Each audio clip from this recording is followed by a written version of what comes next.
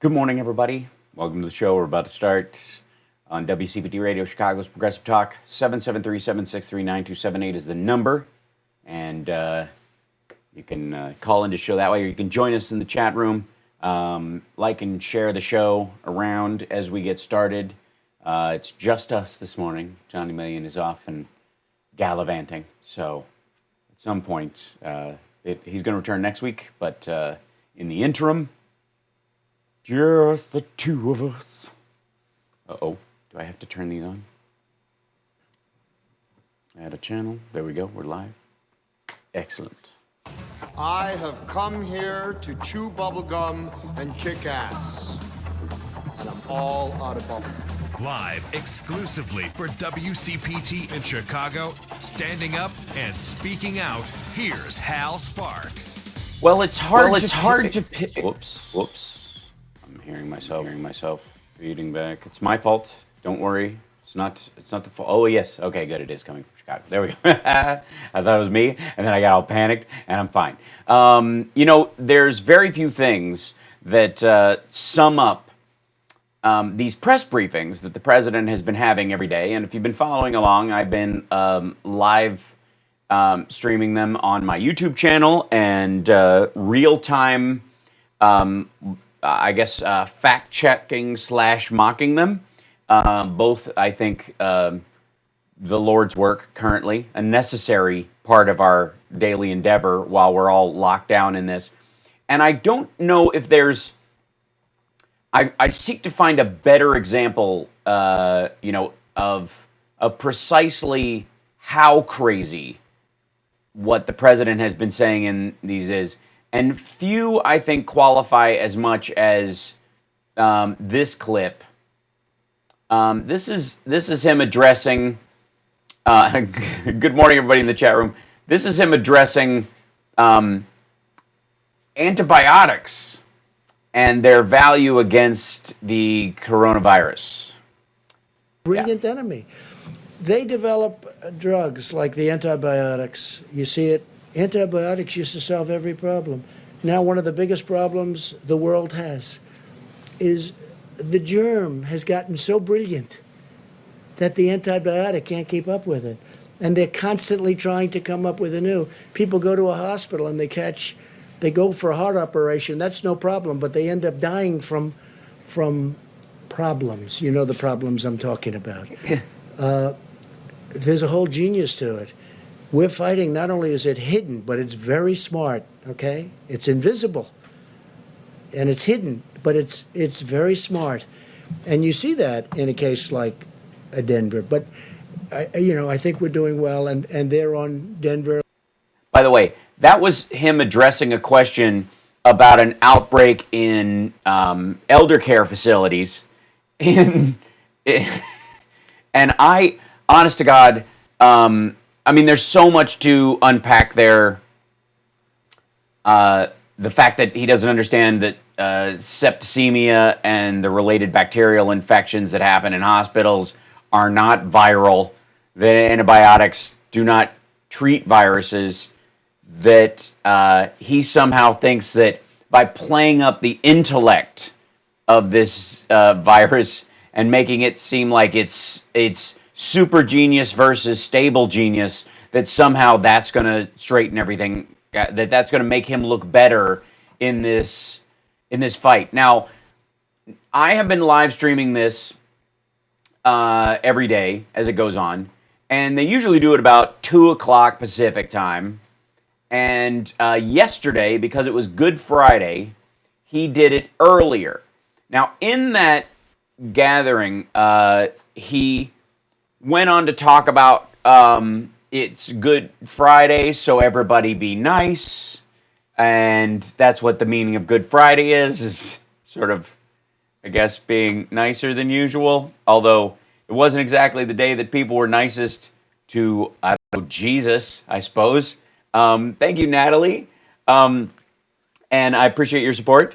We are live streaming at infotainmentwars.com. And of course, if you're just listening in the radio world and you get outside the CPT realm of where the outside the broadcasting signal. You can actually go to WCPT820.com and listen to it there, along with all your other favorite sexy liberals and the and our ancillary bodies. I don't know if Tom Hartman likes to be referred to as a sexy liberal. He's got kind of it's a different vibe. But anyways, so I was struck yesterday during the president's daily briefing about this, that they did it earlier than usual, that they seemed caught off guard by a couple of the news stories, which if they had simply just had it at the normal time, he possibly could have been briefed on. But the most awkward part seemed to be his confusion about the meaning of Easter and Good Friday and the difference. I just don't. I'm just saying he sounds like he skipped Sunday school, which would, would be almost forgivable in an adult who just is not inclined to be a churchgoer. But that's okay, I suppose. But his ongoing claiming of Christianity as one of his reinforcement walls for re-election, and his clinging to the bosom of evangelical Christianity is particularly ironic in those moments when he seems to forget every possible detail about Christianity. But again, like I said, there's almost something to him not knowing this stuff because it happened when, some people just have a general thematic Christianity in their life. If they're not regular churchgoers, if they didn't, they haven't been to Sunday school or revisited the lessons since. But it turns out that just before the briefing yesterday, he sent out a message from the Oval Office. Thank you, Green Seeker. And so, not knowing the details, I'll play part of it for you, and you'll see what I'm talking about in this regard. This is particularly odd that he missed this part of it. This is him in the Oval Office with Bishop Harry Jackson. This is Christians from all around the world remember the suffering and death upon the cross of our Lord and Savior Jesus Christ. Prepared statement.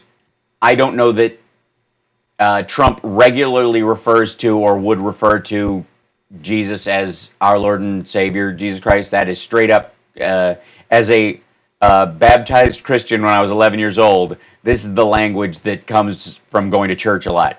He's reading from a written statement that it's clear he has never seen before. Easter Sunday, we will celebrate his glorious resurrection. At this holy time, our nation is engaged in a battle like never before, the invisible enemy. Our brave doctors, nurses, and responders, first responders of all. Yeah, lots of responders out there, kids. There's dozens of third responders. You are not forgotten. Fighting to save lives. Our workers are racing to deliver critical medical supplies. Our best scientists are working around the clock. Maybe don't speed through this whole thing. Maybe develop life-saving therapeutics, and I think they're doing really well in doing so. Our people are making tremendous sacrifices to end this pandemic. Though we will not be able to gather together with one another as we normally would on Easter, I'm gonna go out on a limb and say normally gathering together on Easter is not in the personal repertoire of Donald John Trump, at least until he ran for president. And I don't recall the yearly church visit being a big part of this. Use this sacred time to focus on prayer, reflection, and growing in our personal relationship with God, so important. God's so important. That's how he's often referred. God Almighty to some, or Almighty God, but God so important will work. I ask all Americans to pray that God will heal our nation, to bring comfort to those who are grieving, to give strength to the doctors, nurses, and healthcare workers, to restore health to the sick, and to renew the hope in every person who is suffering. By the way, I have no problem with this sentiment. Understand this. And I have no problem personally with a president addressing the nation with their own personal faith, any of that part. I just have a problem. Thank you, DC2257, in the chat room for that super chat. I do have a problem with someone reading this flatly off of a piece of paper, pretending to be pious on a day that's so important to Christians all over the country. It just seems rude. Our nation will come through like never before. I thank the many families who have prayed for me and for my family, and your prayers are felt, and I am forever grateful. I'd like to thank our great Vice President and what's his wife's name? Wonderful wife, who we all know very well, Karen. There you go. For the incredible job they do and for their service not only to the country, And drafting this statement. but for their service to God. Almost 3,000 years ago, the prophet Isaiah wrote these words: "Darkness covers the earth, but the Lord rises upon you, and his glory appears over you." For the His glory appears over you. So most people, if you're not familiar with the Old Testament, a giant British taxi cab appeared upon the mountain, and it was on fire. I think it's on fire. It's been a little while. Lord will be your everlasting light. As our nation battles the invisible enemy, we reaffirm that Americans believe in the power of prayer. We give thanks for the majesty of creation and for the gift of eternal life, and we place our trust in the hands of Almighty God. I'd like to just wish everybody a very happy Easter. We're going to be celebrating that very, very special day. What happened on that special day? And it's going to be hopefully a very good weekend and a very productive weekend. And I want to thank everybody in our country and beyond for all they've had to put up with. 184 countries as of this morning are fighting this enemy, and we pray for them all. With that, I'd like to introduce Bishop Harry Jackson from Maryland. Okay, so thank you so much. By the way, if you're listening on the radio, sometimes you'll hear me say thank you to people like Lisa Mia Moore and the folks in there. That's because they are supporting the show via Super Chat or Patreon, and becoming Patreon subscribers, and I get a little notification on the screen. And I want to make sure that they get a name drop because I greatly appreciate it. So I have no problem with a president making an address and in a time of crisis asking for people of all faiths to pray. That doesn't bother me in any way. I think it is. We are a secular, pluralistic society, and that is totally fine. I do have a problem with the relative disingenuousness of it, let's just say. But when we come back, I want to play a little bit of what Bishop Harry Jackson said right after Trump said this, and then remind you that he got all of what he had just heard wrong just an hour later at the briefing. By the way, speaking of the briefing, they're briefing this morning at 10 a.m. Pacific time. So midway through the show, he's going to start his thing. So we will take it live, and I will do what I do. I will just not be swearing since we're on the radio. But we do have a guest at the top of the hour, too. We got to take a break. I'll be back right after this. It's the Hal Sparks radio program, Mega Worldwide, on WCPT Radio, Chicago's Progressive Talk. Thank you guys for listening. Thank you guys for subscribing. Hit the thumbs up if you're watching us online. And if you're just listening at home, sit back, relax, get a cup of tea. We will make it through this. We'll be back.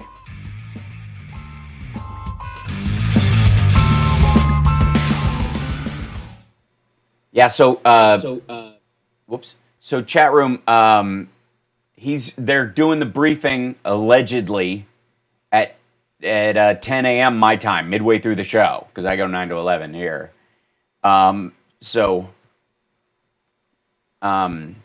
Yeah. Sweet tea time. No, plain tea. Although if you put a little honey in hot tea, there's nothing wrong with that. Nothing whatsoever. Yeah. Hey, Hal, we got old Bob on the line for his weekly check-in. Excellent. Yes, he's on to me. He's trying to get you. He's starting right now. Is he starting early? For Christ's sake.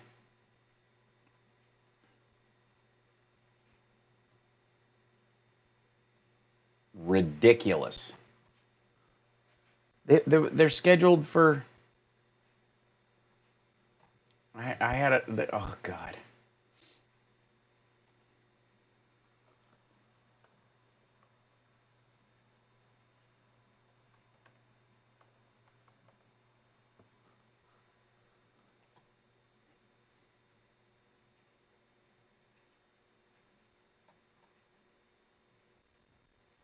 No, I think they turn on the camera stuff for the online anyways for a bit. Live in 60? Okay, thank you.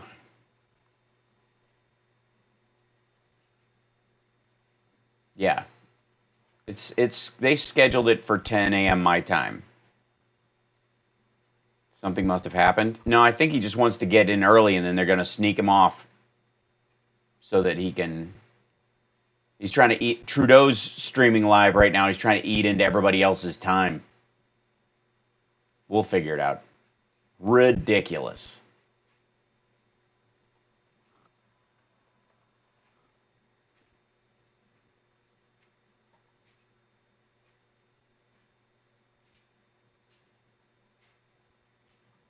We'll check in with... thank you, Natalie. And thank you for your support. I greatly appreciate it. And thanks for the bunnies. Those are cool. And I'm so excited that you guys have... I'm going to do the running chat this morning. Don't let me regret it. This is Doris Davenport, host of The Doris Davenport Show. All local, all the time. Now let's get back to Hal Sparks' radio program, Mega Worldwide. Yeah, let's. And you know what? I need to talk to Doris sometime soon. We're going to have to arrange for her to come on the show and visit, check in with her, see how she's holding up in quarantine. Lovely woman, great show, important voice in Chicago area politics. And I would argue, sort of the emotional and psychological security of the city as well. So wherever you are, Doris, right now, we love you.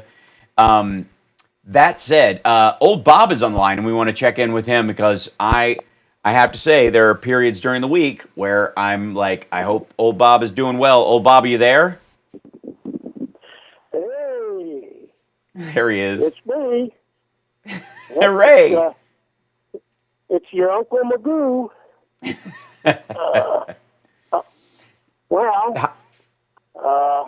I'm still surviving. That's all we can technically ask for. Having some adjustment problems with the new mask routine, and I went out last week, used that for the first time, and right. I did have a nice angina attack during the middle of that, so I hope that's not regular. So we do see too. how this all works out. However, in this new age of social distancing, I find that looking back over our shoulder and going back to those that came before us, that indeed Mo Howard did have it right. And way back in 1935, when he told everyone to spread out. Right, that's true. There's some wisdom in I think W.C. Fields as well, who famously said, "Get out of here, kid! You bother me." And because the kids can spread it. I dug out my last week, and I've seen it so many times, but I was laughing my little arse off. It's a Gift, 1934. If you've seen that one. Was that Fields? Is that W.C. Fields? Fields. Yeah. Yeah, That's one of its classics. And if you haven't seen it for a while, go back and pay good attention. It's just, well, it's what it is. yeah. Well, it's also, in these times, I recommend everybody, if you want to get down a decent YouTube hole, one of the things that's great about YouTube, besides is their purge of Nazis over the last year, which has been lovely, is the fact that on there you could find a ton of public domain stuff, including W.C. Fields and Three Stooges and Little Rascals and that kind of stuff. They still exist, posted up there. And I got to watching a compilation of W.C. Fields. I watched the Diner sketch and some other stuff as I was prepping. And you forget the sort of worldly charm of that age. We think of it as kind of those areas as almost like a Pat Boone-esque kind of hokey comedy, like Jack Benny was the prime of it. But there was some sharp, biting wit during those periods. And it was largely because those folks had been through some gnarly stuff. They had just been through, if you think about the timing of when he was doing it, what was that? The World War I, Spanish flu, the Depression, all that comedy comes out of those periods, and the reflection on it is so much better. If you look, as we're in the middle of this, looking back on how they handled it, you get it a little better, I think. I think there's a chance to even understand the timing of the comedy, which I love, and it's hard to teach people about it. Old Bob, you and I are probably alone in that respect. About that old style comedy. If we are, what finer thing could you be alone in? That's right. This is true. This is true. Laughing quietly to yourself about the subtle humor of W.C. Fields is a gift in and of itself. You did concern me with your angina attack concern. Are you stressed during this at all? Are you how are you holding up emotionally in this? Well, see, maybe it's a left-handed advantage for me because I really started getting whacked some years ago with the diabetic complications and then the heart trouble and all of that. Right. So I've generally been a homebody for some years. Right. So when they tell me, well, you're kind of, now everybody's got to stay at home as much as they can. Well, they're not telling me anything I'm not already doing pretty much. Right. So I just ratcheted my, indoors just a little bit more and, it's just another little challenge, what the heck. Right, just add it to the pile. Right. When I have a bad attack, and I have plenty of them, I will have to sit there in the chair. I can't even talk sometimes for minutes. But when I finally come to, I can say, well, that was bad. However, I wouldn't have to go far to find somebody worse off than I am. True. Now, that doesn't make me feel good about their situation, but it puts mine in a little perspective. Right. That's great. I can go on and be miserable and enjoy it. That's the spirit. I completely understand exactly what you're saying. That makes total sense to me. Because a lot of times it isn't necessarily about like, well, people are worse off than I am, therefore I should feel better because I could be in their position, but that it just helps you reflect on your own position and go, I shouldn't whine about this because there are people with far greater struggles than I. And as long as that's your perspective on it, it's a very healing attitude to have. So I appreciate your perspective, old Bob, and you have to check in with me again next week because we're going to be in this for a little stretch. I'm going to guess at least another 4 weeks. So I don't care what Trump is doing. Uh-huh. I'm going with the reality flow. Yes, right. Yeah, that you cannot take anything that he says seriously at all. I mean, that's the that's the primary thing we all need to take away from this is that it's so much noise. If you're going to see any of these briefings and you're going to take anything seriously, maybe the words, I think anything that Fauci says you can kind of take as gospel. Anything else that anybody else says, you have to understand, goes through a filter of sycophancy or it does not get aired. And that's one of the most troubling things about this White House and our closest brush with authoritarianism that this country has had since we became a democracy. And it doesn't hurt, it's a painful reminder, but as long as we get the clue, this can be a valuable lesson for us as a democracy. If we don't learn it, this is a bad road to be going down. We got to take a break.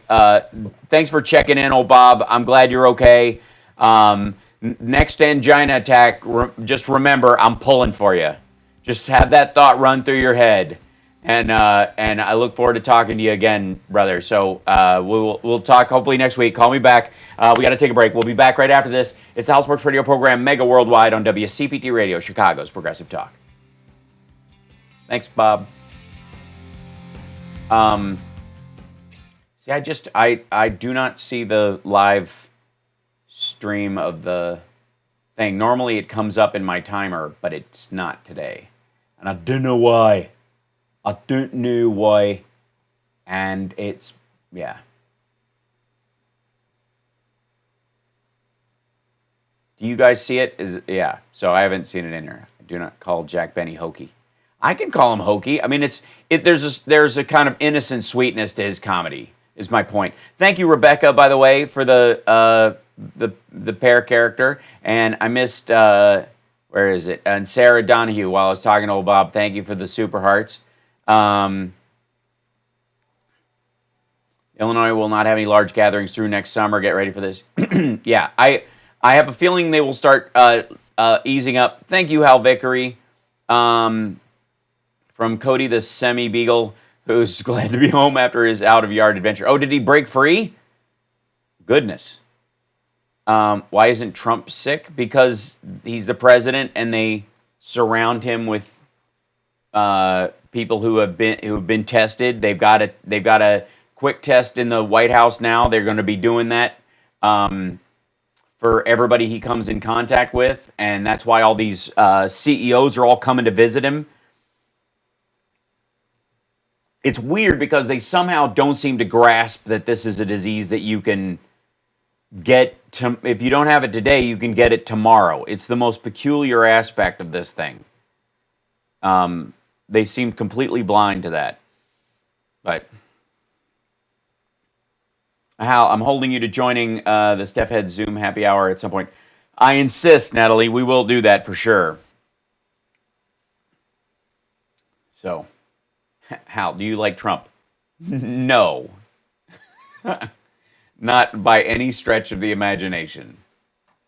Yeah, no. I'm not a fan. I'm not impressed. I think he's the worst kind of fool to have in charge at this kind of moment. I think he's always been suspect, always been a problem human being in the United States. It's even worse that he's in this situation. Thank you, Joe Carter, for the 3 red hearts of differing sizes. Back in 60? Cool. Yeah, I'm not missing the task force briefing right now, am I? I can't find it online, and that's usually comes up in the top corner of my thing because I call it up every time. Glad to live in California. Newsom is doing a terrific job. Yes, Newsom is fantastic, and I am quite proud to have been. See if this opens this up. There you go. Stretch this out so that it makes a little more sense in that image.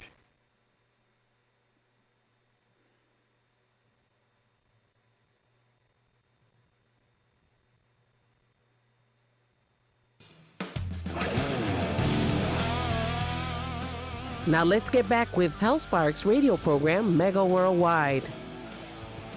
I'd like to remind everyone, by the way, before we in the next hour, Trump is supposedly going to be doing his briefing, and I would like to remind everyone that while Donald Trump says, we're doing great, and this is all you could hope for, and these are the best people to be in charge, and everything's going smoothly, and everything's plateauing, and it's fine. They are not counting the deaths in senior centers.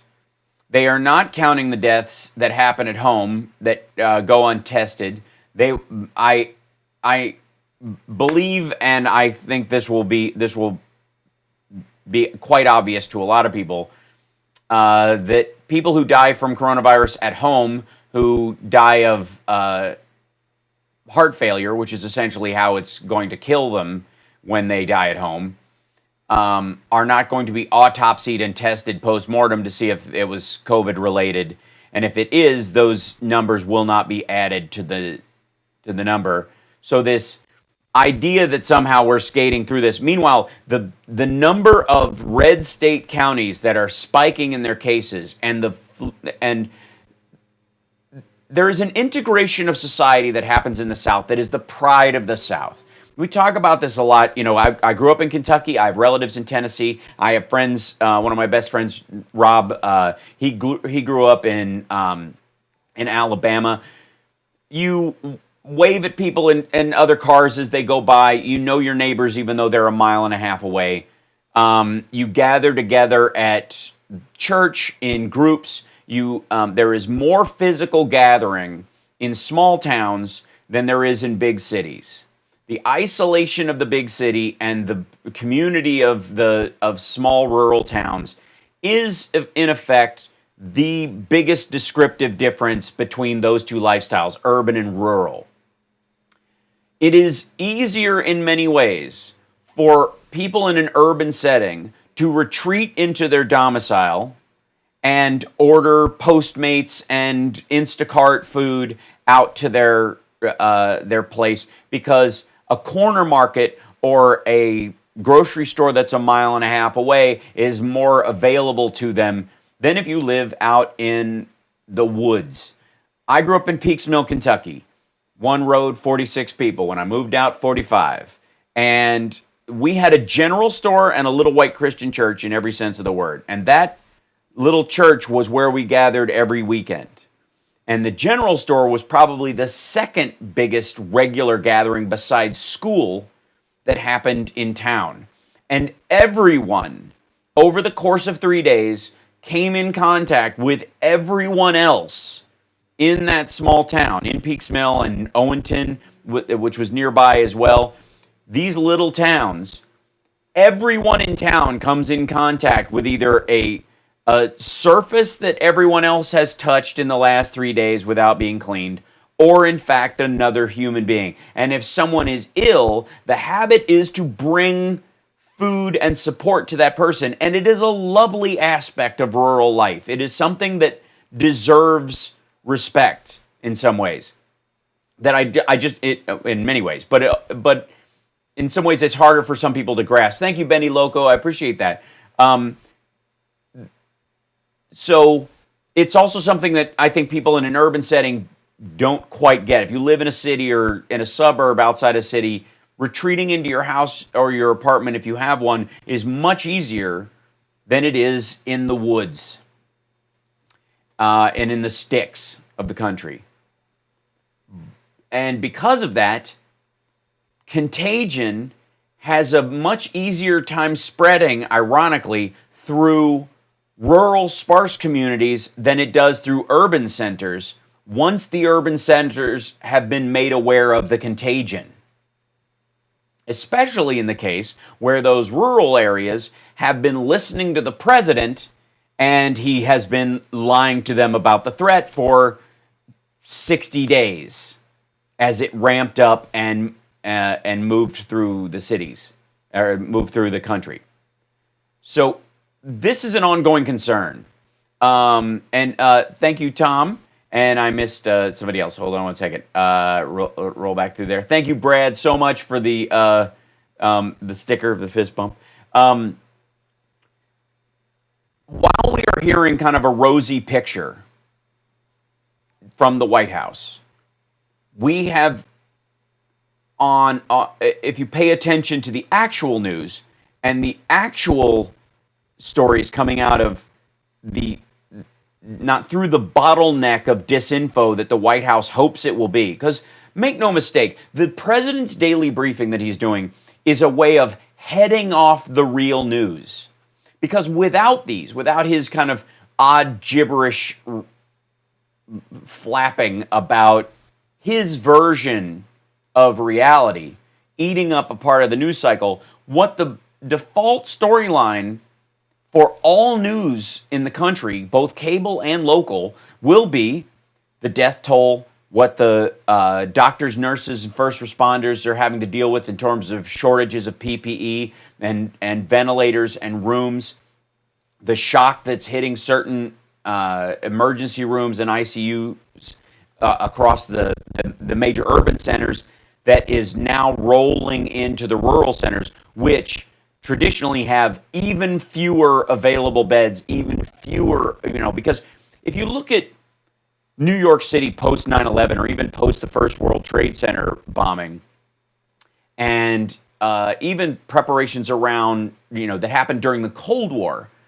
there were preparations that that major cities that were nuclear targets during the Cold War, besides just telling kids to hide under their desk, that there were 2 or 3 tracks that the major important cities, especially once Google settled into Seattle and became so important, Apple being around San Francisco, Los Angeles being the media capital, New York being the news capital, Washington, D.C. obviously being the seat of government, Chicago being the secondary trade point and the bridge by which a lot of the trade in this country goes through, that I don't even think people are aware of how much both the shipping and the monetary flow through Chicago, as sort of the fallback if anything were to happen to Wall Street getting, some sort of chemical, biological, or explosive attack on them, what it would do to the economy, and Chicago being that bulwark against that. That there are these cities, these areas with, in some cases, city and state budgets that are as large as some entire countries, have a protection point, and they also have a sort of network amongst themselves that goes beyond even what the federal government does, because as main targets, the mayors of these cities, the governors of these states have these special meetings that they gather around. And what you have is last week, the leader of the Republican leader of the Governors Association, effectively running a shadow response with all the other states, as if this was a bioweapon attack. The strategies that they laid forth, that they knew they were going to be dealing with in that case, just kind of falling into that, because the president has abdicated any genuine leadership in this. No matter what Mike Pence says, under the pretense that the president's guided the president's leadership on his 15 days to stop the virus and the 30 days to slow the spread and the 45 days to start back when the 20 days are over. All this glad handing and butt kissing that everyone has to do just to stand on Trump's stage and be a part of his daily episode of Survivor that he puts on. While that's happening, regular news and the Governors Association, the Mayors Associations are actually just doing the hard work of coordinating a response to this. So the numbers we're hearing out of the White House are specifically meant to paint the opposite picture of that reality. And one of the most stark examples that I think a lot of people saw was Hart Island in New York. So, for those of you that don't know, Hart Island is a small island off of the northern tip, I think, of Long Island. It used to be privately owned. It had a hospital on it that is now abandoned. And they have, as New York's cases, this is from Politico, mass burial surge as New York City set to hit 100,000 coronavirus cases. The overflow of the dead, insofar as being able to, that you've heard about, refrigerated morgue trucks, those are for people who have relatives that can be contacted, who can make arrangements for their relative to be taken to either to be cremated or to have a burial service. Even if they can't do it presently, they will be able to do it over the next couple of weeks, and so that body is being preserved in that. But the many people who die without any family, without anyone knowing that they died, or simply that they're unable to contact anyone because it happened so quickly and everyone is sheltering in place and not everyone could shelter in place at home, or perhaps in the case of separate elder care situations, the husband or the wife dying alone in this, and the only other person to contact is someone in a home with dementia. And so there is no point of contact. This person will never know that their partner passed away. Those are being stored in temporary mass graves stacked too deep on Hart Island.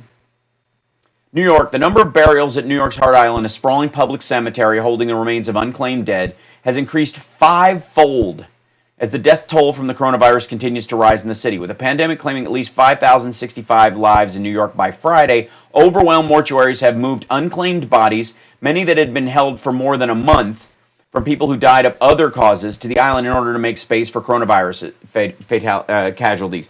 Now, this is also the fascinating part, and this is the part that everybody seems to forget. I got to take a break.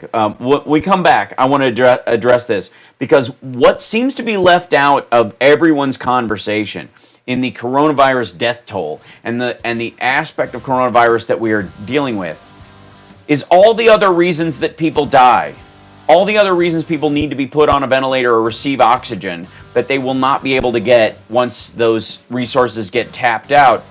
And also the people who maybe delay care because they're concerned about going to a place that's full of infectious disease and end up perishing at home. That will not, for a time, be found. That's another aspect of this whole thing that we will be addressing in the coming weeks as things, quote-unquote, start to open up. End of May, beginning of June, which is when it legit could possibly start, not whatever the president says. We got to take a break. We'll be back right after this.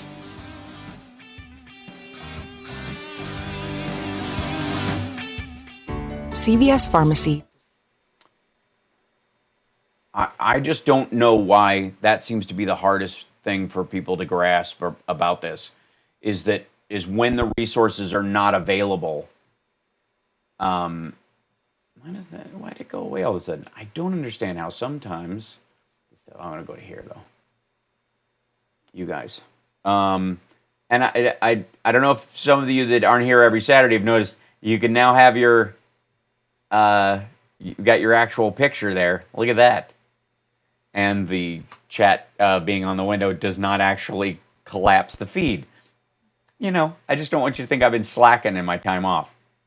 Yes, transplants, cancer surgery. My father's surgery has been put off. My mom is going to get cataract surgery, or was going to, and that got put off.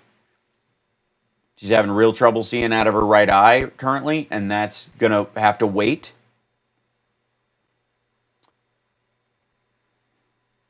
Yeah, so good morning, Green Saker. Good to see you. Make nitrous oxide great. I like yours as well, Charles. It's very nice. Sadly, my sister's friends with the head of the infectious control here, and she banned all of us from leaving the house through this weekend due to what she's been hearing. Yeah, nobody needs to be going anywhere for the next week at all, just to keep the numbers down. Live in 60. Thank you, sir.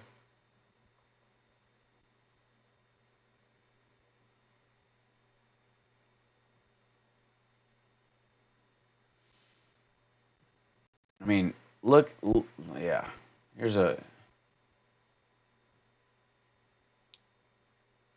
this is another picture of the great, I mean, this is the kind of stuff we were seeing in Iran. This is the kind of stuff we were seeing that Russia has just started doing, even though they only have 13 cases or something. They got 500 some odd cases and 13 dead, but they're going to shut their economy down for a week. I don't think so. But, I mean, imagine those guys. This is Tom Hartman, and you're listening to the Hal Sparks radio program, Mega Worldwide on Chicago's Progressive Talk, WCPT. So this, as we, I'm showing on the live stream right now the AP's pictures of the mass graves on Hart Island. You have to understand that in a big city, in any major country, the numbers of births and deaths are a constant, a relative constant. Now, the population of the Earth, the growth rate of it, peaked in the 60s and has been going down ever since. And while we will most likely hit 8 billion people on this planet by 2023, that growth rate has been cut in half. Even with the advances in medicine, and as a matter of fact, as education and the quality of life grows, that effectively slows the population growth in a more humane way, because people don't feel the need to have 5 or 6 children in lieu of of retirement or some their children can make a living that will support them in a lot of impoverished countries. You need 3 kids to do that, not 7, is effectively what's happened in a lot of the developing countries. Currently, Africa has the greatest population growth rate, outpacing China and India, which were second for the longest time. And things like this, though, it will be hard to see whether or not this reinforces a fear and a need for more offspring or not. So this could effectively, things like COVID-19 could effectively raise population because of a social response to it worldwide after the fact. That said, we have no effective numbers coming out of Africa. The numbers out of places like India and Pakistan are highly suspect. Certainly the Chinese numbers are off.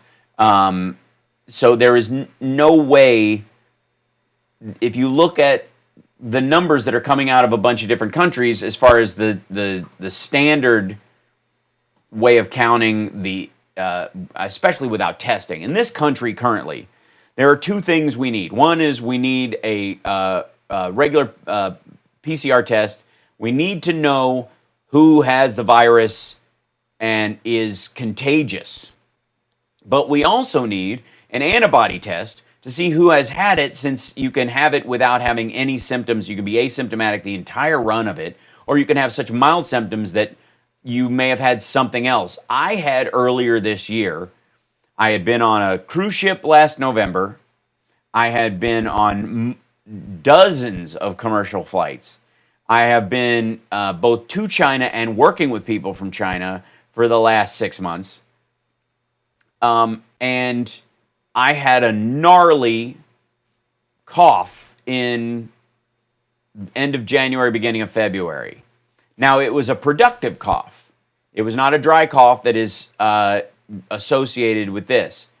But there was good stretch where, and the broad spectrum of symptoms that go with this, I could very well have been exposed to it, moved through it, passed it on, and not known during that time leading up to it. I could have been one of these asymptomatic carriers or quasi-symptomatic, made it through and passed it on, and my entire family could have gone through the cycle unawares over the holidays, for all we know. If we knew, we would be in a much better position to be aware of our own safety level and what we could do out in the world. If my parents, who are older, knew that they had been exposed to a low viral load early, had developed an immunity because it had moved through them either low symptom or asymptomatically. My mother had a cough that she just got over that may have been related to that. We cannot know. If we had these things, we would be in a position to know that we could operate safely in the world. We could be more helpful. My mom, who is a nurse, if she'd have known that she'd gone through a version of this and had antibodies for it, even at her age, she could be volunteering right now, but she dare not step outside her door for fear of contracting it at her age and having it kill her. Although she has a much better chance of surviving it than my father would, for example. So this idea that the president was going, anybody who wants a test can have a test, about a month ago, is both an absurdity and an insult to the fact that were we to have that, we would be in a much better position to roll the country back into functionality. Because that's how you do it. And the fact that the president's briefings have been all about, no one wants, we got to open the country. We weren't meant to be closed. We're not supposed to be closed, folks. Folks, we got to keep our country open. Our country was not meant to be closed. No country was. All that. He said that repeatedly this week.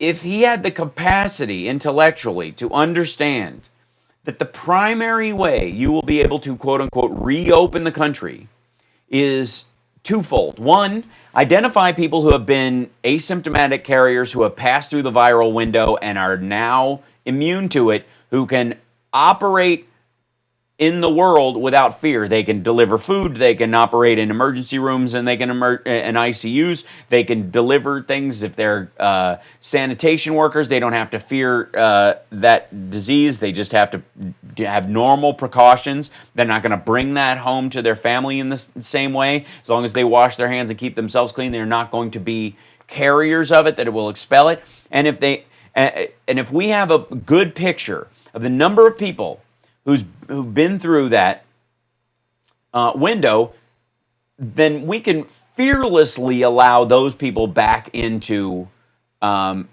public life. And as that number grows, and as we keep track of that number, we know that those people interacting, as long as they're washing their hands as well and aren't carrying something from one surface to another, which is highly difficult if you're delivering food and whatnot, if you're just keeping yourself clean, carrying that disease is near impossible in that circumstance. Don't quote me on that. Defer to Fauci on that, but it is much harder. Those people can start to turn on the switches of society again. Meanwhile, you contact trace and test people who may be carriers of it. Between those two separated groups, the virus has a time to die off on surfaces and in contact spread. That's the key to reopening society, getting it back on track. Not the economy, the society. The economy is a subset of society, not the other way around. And all he has to do in these things is come out and say, these are our primary things. We're going to get an antibody test, so anybody who's immune to it can go right back to work fearlessly and not have to deal with this. Anybody who's asymptomatic carrier of it, we're going to have ubiquitous testing so that everybody who thinks they've even remotely been in contact will be able to do this. We got to take a break. We'll be back top of the hour. It's the Hal Sparks radio program, Mega Worldwide. Cool. And then we have a guest at the top of the hour. I want to make sure we're good. Let's see.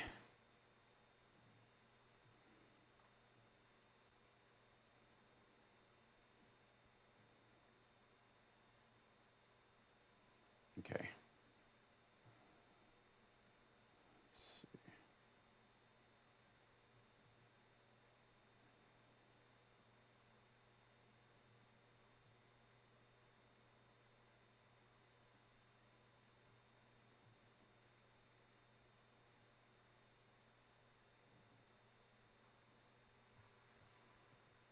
Yeah. So Brock from let's see.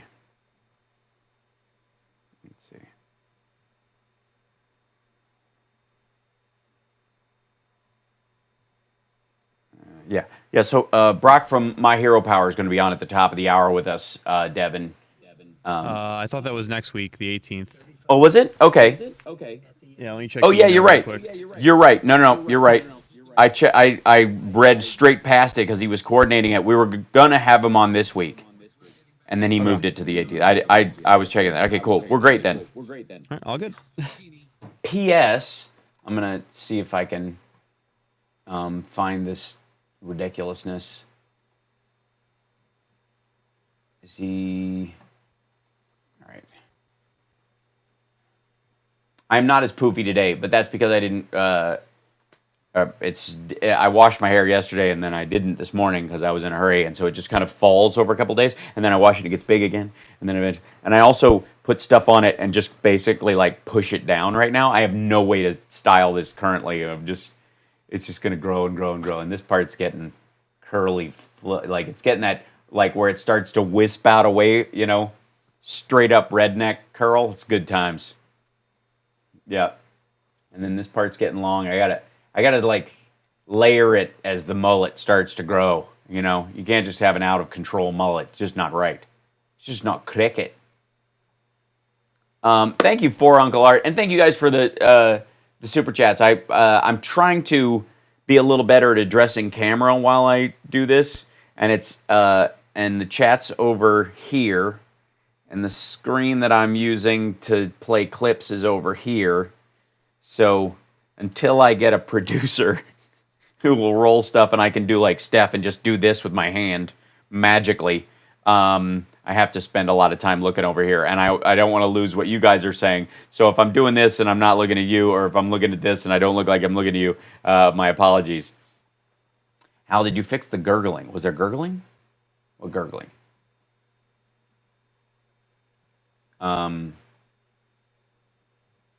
So ridiculous. Oh, I didn't play. Okay, I'll play the. I forgot to. How's Mike when the watch? Oh, I see. Is it too? My mic might be hot. That's what it is. Hold on. Is the gurgling could just be that it's right up to my throat? Is that it? Sonically is okay. Look at this. My neighborhood sent out an email telling us that our kids can't color on pavement and our sidewalks or chalk. Sorry, the kids are bored, but this is a neighborhood rule. What? Oh God. I'm like anecdotal assholiness is I just don't care about it anymore. Like I think that got way too much play over the last year. Anecdotal evil is just as stupid as Trump's ridiculousness about hydroxychloroquine. Yeah, make Hal's hair poofy again. John Mahoney, be careful what you ask for. I can do that. And as a matter of fact, in honor of you, John Mahoney, I'm gonna go as poofy as I possibly can. You will regret that, because it got pretty big. It was amazing. Dye my hair red. That's not a bad idea. To match my shirt.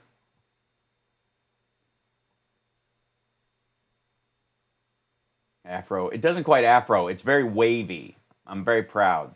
I'll go all Larry Fine on it. I'm gonna go Mo Howard. Just cut a bangs across here. That's a good idea. That's a good idea. Back in 60, Hal? Summer wants me to go full mohawk, like just shave this side of it, and just because when it gets poofy, it's kind of nice. It's got, it's solid. It's, it's got some height. Be a nice mohawk. Be nice, very Doug Pinnick circa 1987 mohawk would be really nice. I like your hairdo, Carl. Always have. I will try. Yeah. It's about time. You know what I mean? I've been thinking lately that it's, my love of hair bands and, yeah, it could be helmet head because I do wear my helmet out. That's true. Bring back the long hair, all right? No Trump comb over. It's a deal. That's right. Me and Paul Rudd, we're locked in. And Tom Cruise, except I guess in You're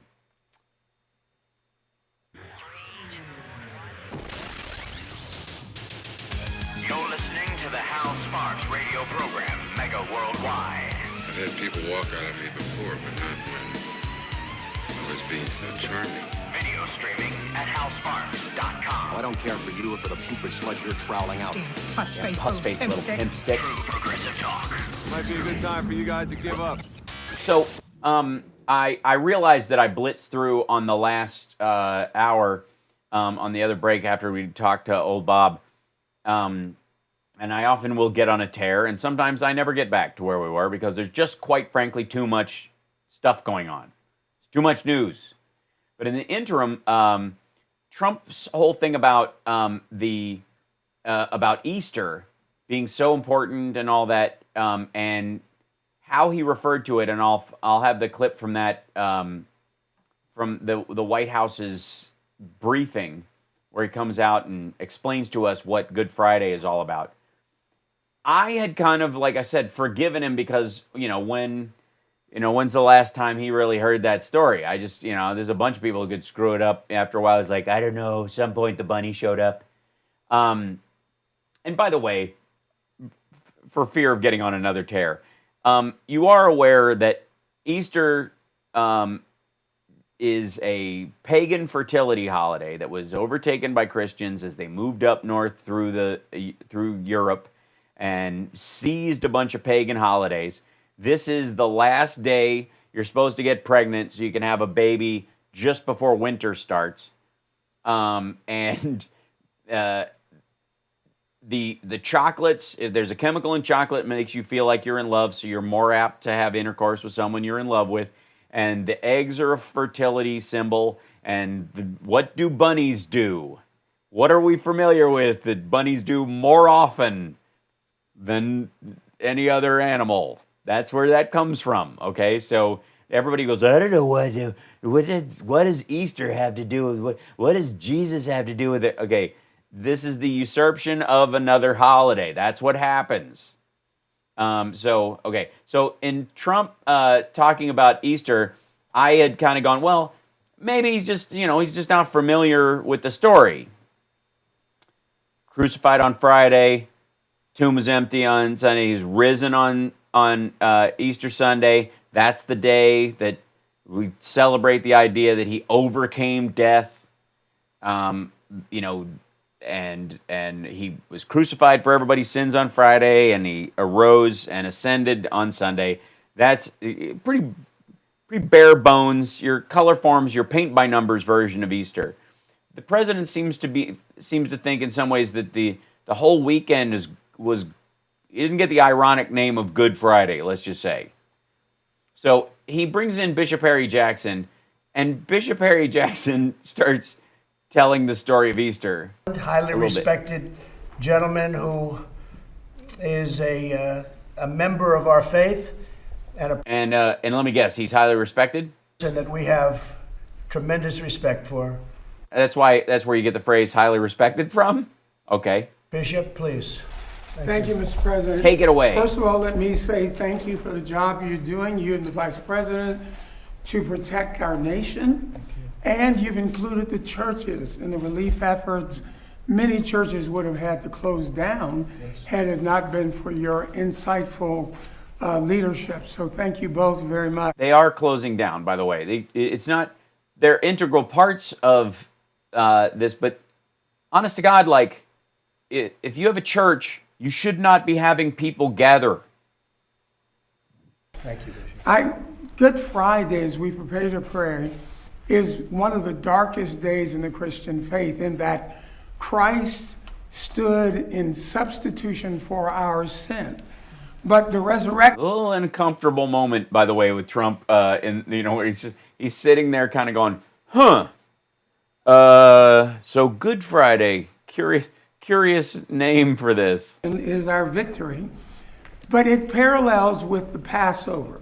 I'm going to read 2 verses and pray out of them about what we want to have happen. We want this plague. Cool. So Trump is fine with that part of it. He's like, okay, cool, 2 verses, and off you go. And then I by the way, I have no problem with what Bishop Harry Jackson says. He seems a decent and good man trying to tell this story. But then Trump follows up this thing with, like, he's heard it for the first time with Thank you, my this. friend. That was a great honor, and thank you. And thank you all. And have a great Good Friday, and we're going to see... Great Good Friday. We're going to make Good Friday great again. A little while, and also, if I don't see you, have a great Easter. Thank you very much. Thank you. Okay, so he says in this, I will see you in a little while. That what he's talking about is the press briefing. And at the press briefing, they had we'll grab that real quick. At the press briefing, he comes out and kind of gives this, I guess effectively, so they do have it listed as coming up live in just a few minutes. I don't trust that they will be on time. But let's see, streamed 20 hours ago. That would be this one. Okay, so in doing this, I have to find the White House version of it, or I get a copyright strike. That's fun. The president comes out and kind of gives this idea of Good Friday. Now, again, I don't have a problem with the president not being an expert on this, but I do have an issue with people claiming this as their primary faith and not getting the basic ideas right, especially when you've got a president who is ignoring the toll that this is having on average Americans and spends an inordinate amount of time on the oil price issue. I'm not even going to call it a crisis at this point, because low prices at the pump are better for every business except the oil and gas industry. Literally every other industry is including, by the way, anybody who makes plastics, they benefit from a low oil price. But for some reason, in the middle of this, the president has felt the need to talk to Vladimir Putin about the price of oil twice in the last week. He has called Vladimir Putin more times that we know of. Granted, I mean, there could be a daily check-in with your manager, but he has literally spoke with the Saudi prince and Putin twice in the last week about the price of oil. Now, the price of oil is about $23 a barrel or so. It changes regularly, but it was heading in the direction of $20 a barrel. It may go lower than that, but they have been artificially inflating this price to get it up higher over the course of the last little week. And this seems to be such a bizarre primary concern of this president. It was amazing watching him talk about the deal. Now, if those of you who watched the live stream of me, doing these briefings live, noticed and may have made note of my utter confusion at what the hell the president was talking about in terms of our deal with Mexico about the price of oil. So, Mexico, as best I can put together, over the course, and this is ultimately incredibly bizarre. So, Russia and Saudi Arabia have been basically playing a game of economic chicken with each other that has driven the price of oil down to about $23 a barrel. They are effectively trying to beat each other out of the game or whatever, and apparently Saudi Arabia is winning this game of chicken because they keep upping the amount that they were going to put out to the point where it was literally like flattening this entire thing. Now, Saudi Arabia, much smaller country, much fewer people in it. And much more way higher financial reserves within the country to sit on. Now, effectively, Saudi Arabia, attempted to go public with their oil industry last year, pulled the plug on it twice because it looked like it was going to fail.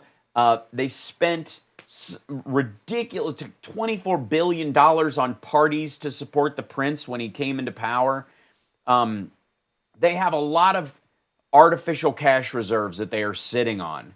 Russia is not. Much higher population, much bigger landmass. So even the thin parts of their population, getting resources to them is spread out over a much bigger space. So this back and forth between the two of them, Saudi Arabia has stronger defenses against the negatives than Russia does. So it seems on behalf of Russia, Trump has felt the need to step in and try to mediate between the two of them. And what he's ultimately seemed to have come to conclusion is that Saudi Arabia is not going to effectively in any major way dial down production. They ramped up production so high that when they pull it back, it's not even down to normal levels. So what we've done to pick up the slack, apparently, is we talked Mexico, and still the details of this are sketchy at best. We talked Mexico into dialing back their production by 100,000 barrels a day. The United States is going to dial back our production to 250,000 barrels, by 250,000 barrels a day. It is hard to say how the president has gotten the oil and gas industry in the United States to agree to this, or whether or not they've just simply done it on their own and he's taking credit for it, or if there was some, collusion between everybody to get this down because they just know the price is cratering. We are storing oil from the oil and gas industry in the strategic national reserves, not for our own use later, but for the oil and gas industry to park it there so they can sell it later. So we are storing it for free, which is effectively an enormous bailout for the oil and gas industry, in and of itself. And somehow, still a mystery, and I've read 3 stories on this, and it is the only thing I'm finding is what Trump said about it, that we are going to reimburse Mexico for some of their losses in future. And Trump says they're going to make it up to us. It is one of the most bizarre things. We have to take a break. We'll be back right after this. It's the Hal Sparks radio program, Mega Worldwide on WCPT Radio, Chicago's Progressive Talk, 820 AM on your AM dial. This is one of the most bizarre things because this has taken more of his attention, and he's had more attention to detail on this, as flailing as those details have been, than he has for the actual death toll of COVID-19. We'll be back.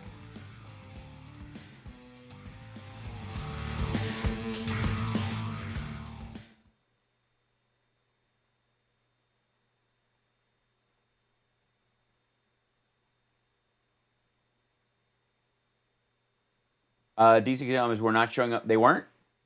Okay. I did not see that. Where are they?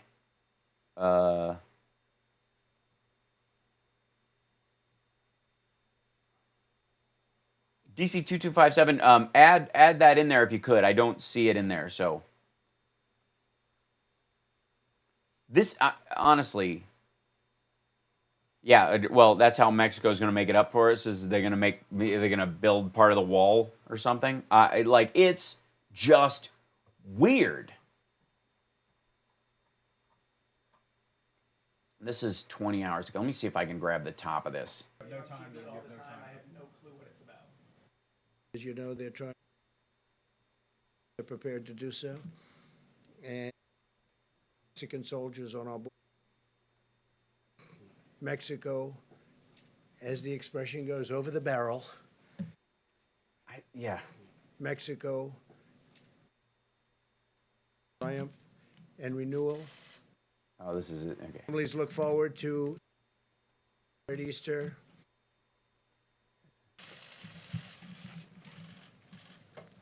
This is yesterday's, by the way.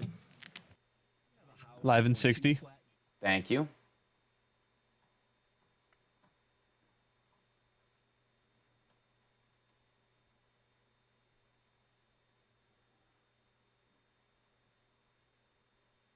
Good grief. Yeah, I don't. Hey, Angel Sky, how are you? Hey, Natalie. How's the kitty? I still can't figure out this whole. Yeah, John Mahoney. I honestly, it's super weird.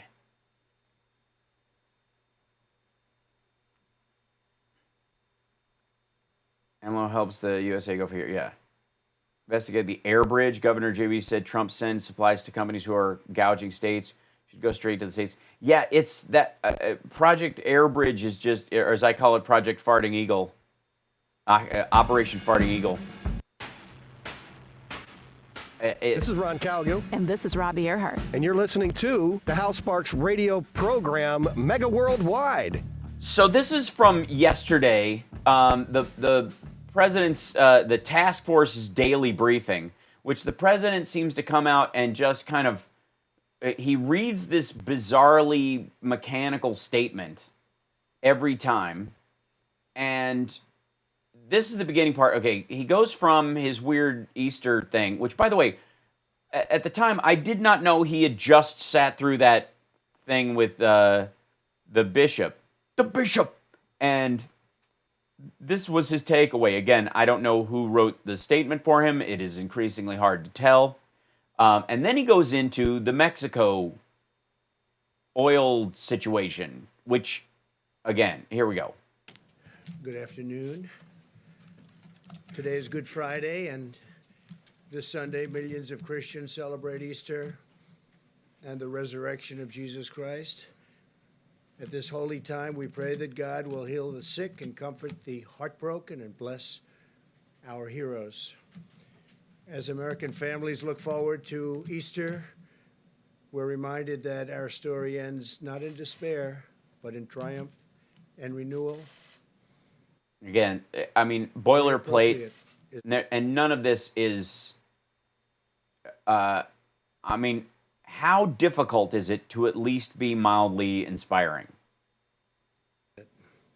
I'd like to provide Americans an update on our ongoing efforts in the war against the invisible enemy. Before I do that, I'll have a... So, okay, understand this. Like, this is the whole point of this. This is the COVID-19 task force. This is the purpose. They do this every day that is supposedly there to keep us all up to date on what is being done to deal with COVID-19 and its effect on the people. And he goes there, okay, I'm going to go, I'm going to tell you what it is. But before I do... Notes, the United States, in discussions last night with Mexico, Saudi Arabia, Russia, and in dealing with OPEC nations, we are trying to get Mexico, as the expression goes, over the barrel.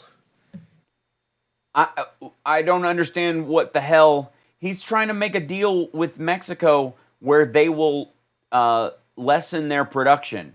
Having someone over a barrel is a power position. It's weird and gross, but it's a power position. It is not something you say when you're trying to talk someone into sharing the burden of a failure in the. It's bizarre. And Mexico is committing to do 100,000 fewer barrels. The president and I spoke last night. We have a great relationship, great friendship. If you have a great relationship, a great friendship, why are you trying to get him over a barrel for something that people are sharing as a goal? It's truly bizarre. Helping us very much at the border. They have 27,000 soldiers, Mexican soldiers on our border right now, stopping people from coming into our country. No one's coming into the country, by the way, because we have more cases and more deaths than any other country. I don't know why anybody, literally border crossings are an all-time low. Our wall goes up. We're up to about 168 miles of wall. And we've repaired the same stretch of wall, and it's with this new version of the wall, apparently, that is easier to get over than the last one. In speaking with the president, they have a limit. The OPEC nations have agreed to a different limit, reduction of about 23%. So what I thought I would do, and I don't know that it's going to be accepted, we'll find out. The United States will help Mexico along, and they'll reimburse us sometime at a later date when they're prepared to do so. And we had a great conversation, but we'll find out how that all works out. I don't, honestly, I've been looking for the details of this deal. I've been looking for the details of this deal for the last 24 hours. And all I get is different print rehashings of this statement. And none of it makes sense. They're going to cut their production by 100,000 barrels. We're going to cut by 250,000, and they're going to reimburse us later for what? Yeah, there is no deal. I know that. I just don't. This is. They're trying to get rid of the glut of oil. There's a tremendous glut of oil, and we don't want anything to hurt our incredible industry. We're actually the largest producer in the world now, so we don't want anything to hurt those jobs, those great jobs in Texas and North Dakota and Oklahoma and everywhere. We have a tremendous energy, New Mexico, tremendous energy for business, and we want to keep those jobs. So we're working on it. I think eventually it's going to work out. It may work out quicker than what most people thought possible, and maybe it won't, but it'll work out eventually. Again, and I don't know what that means either. I don't know how you get from Mexico's going to cut by 100,000. We're going to, we agreed if they cut 100, we'll cut 250,000 barrels a day. And somehow that's us having Mexico over a barrel, but he has a great relationship with them, and this will work out later, but it probably will, but we'll see if it doesn't. The only person who benefits from this nonsense is Vladimir Putin.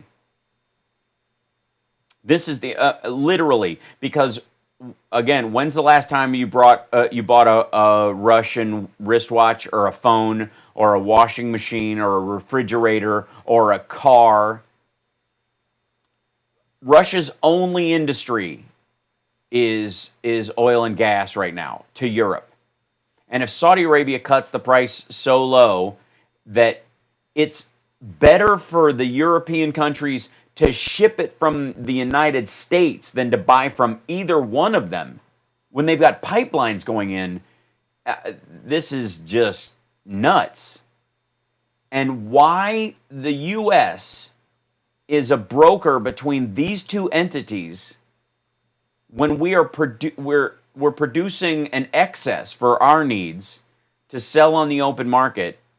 And again, that excess means lower prices at the pump, which positively affect every single industry in the country, if not the world, except for the oil and gas production companies, which, by the way, could move from drilling to refinement as a way to shift jobs during times like this, because that's what they do.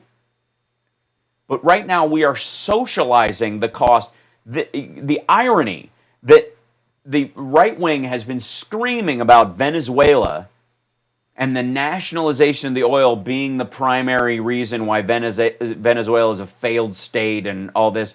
Meanwhile, Trump is effectively nationalizing the oil except it's sort of like I guess it's very similar. This crony capitalism version of it is mind-boggling. And at the same time, it's nearly impossible to figure out what the actual deal is, or if indeed there is one. This was probably the most bizarre, and he revisited this later on in the thing, and he talked about it for 20 minutes during yesterday's briefing. And it made even less sense, which I guess is par for the course. We got to take a break. We'll be back right after this.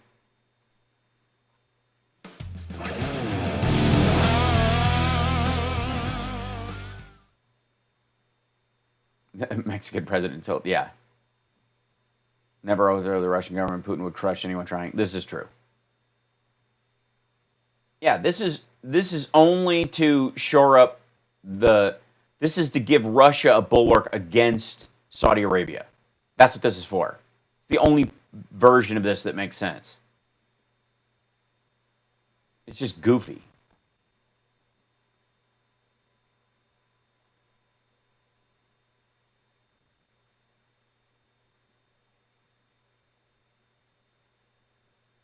Yeah. Yes, there are 420 people watching. The irony, since I'm a non... Yeah. All right. And I still... hold on, I'm going to bring this up with you guys, because we're hanging out.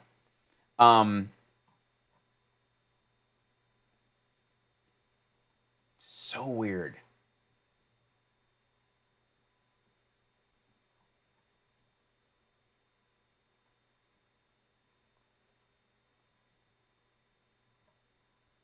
Yeah, where is that Bolton book?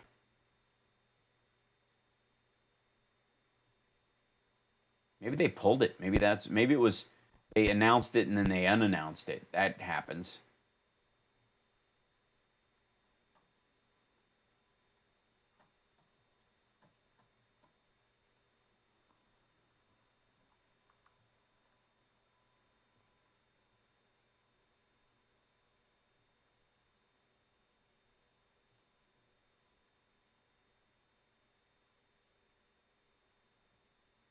Yep, not quite.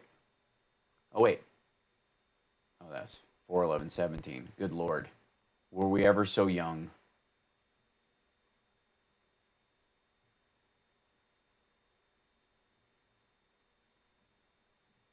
Oh, my God.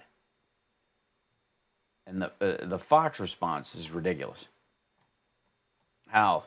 House became a Patreon. You are a multi-talented... Oh, thanks. Only one way to describe Trump, a megalomaniac. I agree. I worry that American voters will reward this man for another 4 years. I don't think so. I think his electoral strength is largely an illusion, and I think they know that, and that's why he got himself impeached trying to stop Biden. 60 seconds, Hal. Thanks. Their new ad campaign is Biden is Bernie Sanders. It's amazing. Wait, what? Yeah, they have a new ad campaign that there's no difference between Sanders and Biden. This is the Trump campaign, right? Yeah. They ran. Oh they, my God. They, as soon as Bernie dropped out, they've been working on this ad just in case, because everybody's known that Bernie was going to drop out.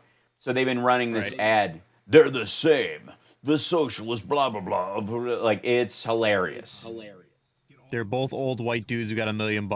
And they're Democrat. The only similarities I see, really. That's right. Yeah. And they want to stop him. That's right. It was the weirdest part of it. Yeah.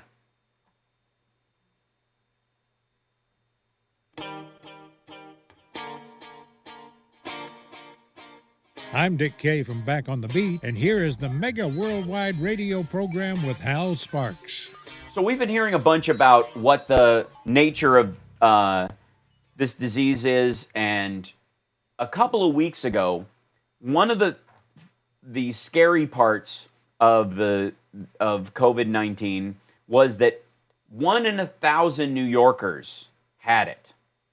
And in a city that big, that is an enormous number of people carrying the disease around, spreading it to others, leaving it on surfaces, all those kind of things. Thank you, Benny Loco.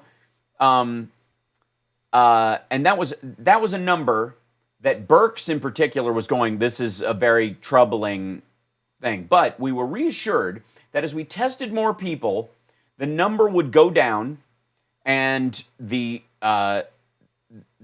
difference between people who were made ill by it and people who required medical intervention and people who ultimately died of it would be, a much smaller number of the people who were carrying around, and we would get better and better numbers. And we've been told, especially by Dr. Burks, that this is a better number, and we, that we are getting better numbers.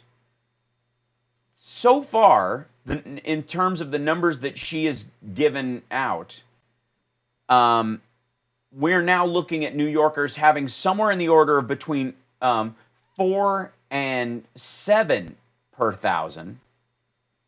And other states which remember, New York, it was incredibly frightening originally that 1 in 1,000 people in New York had it. This is a very concerning factor in a city of that many people. Well, now, cities like Boston are at 2 per thousand.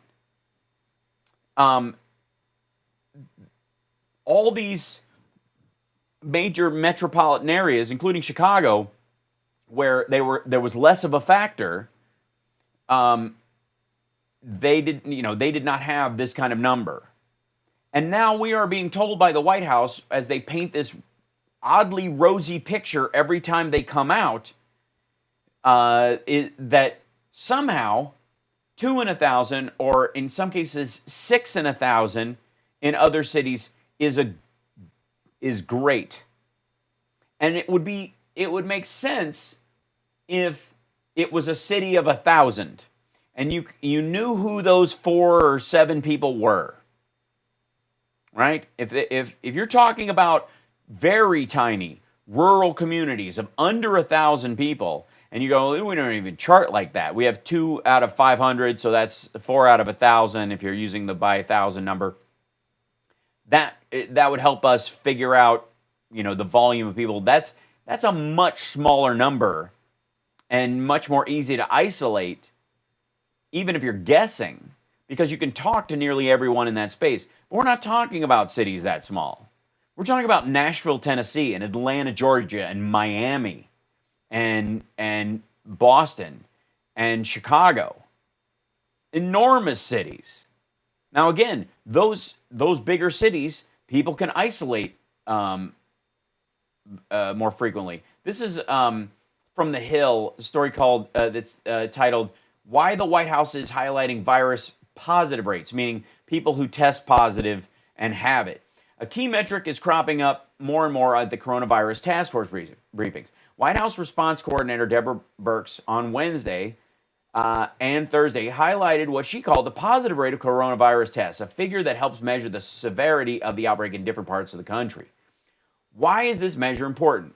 While much attention has been placed on the number of tests being conducted, the proportion of tests that come back positive can offer both a broader and more detailed view of the pandemic. Epidemiology is a bit like baseball, two public health experts, Farzad Mostashari and Ezekiel Emanuel, recently wrote in the news publication Stat, beg your pardon. Knowing that a ball player has gotten 134 hits isn't that informative. What is informative is knowing that those 134 hits were made during 335 at-bats, which translates into a batting average of .400. Okay.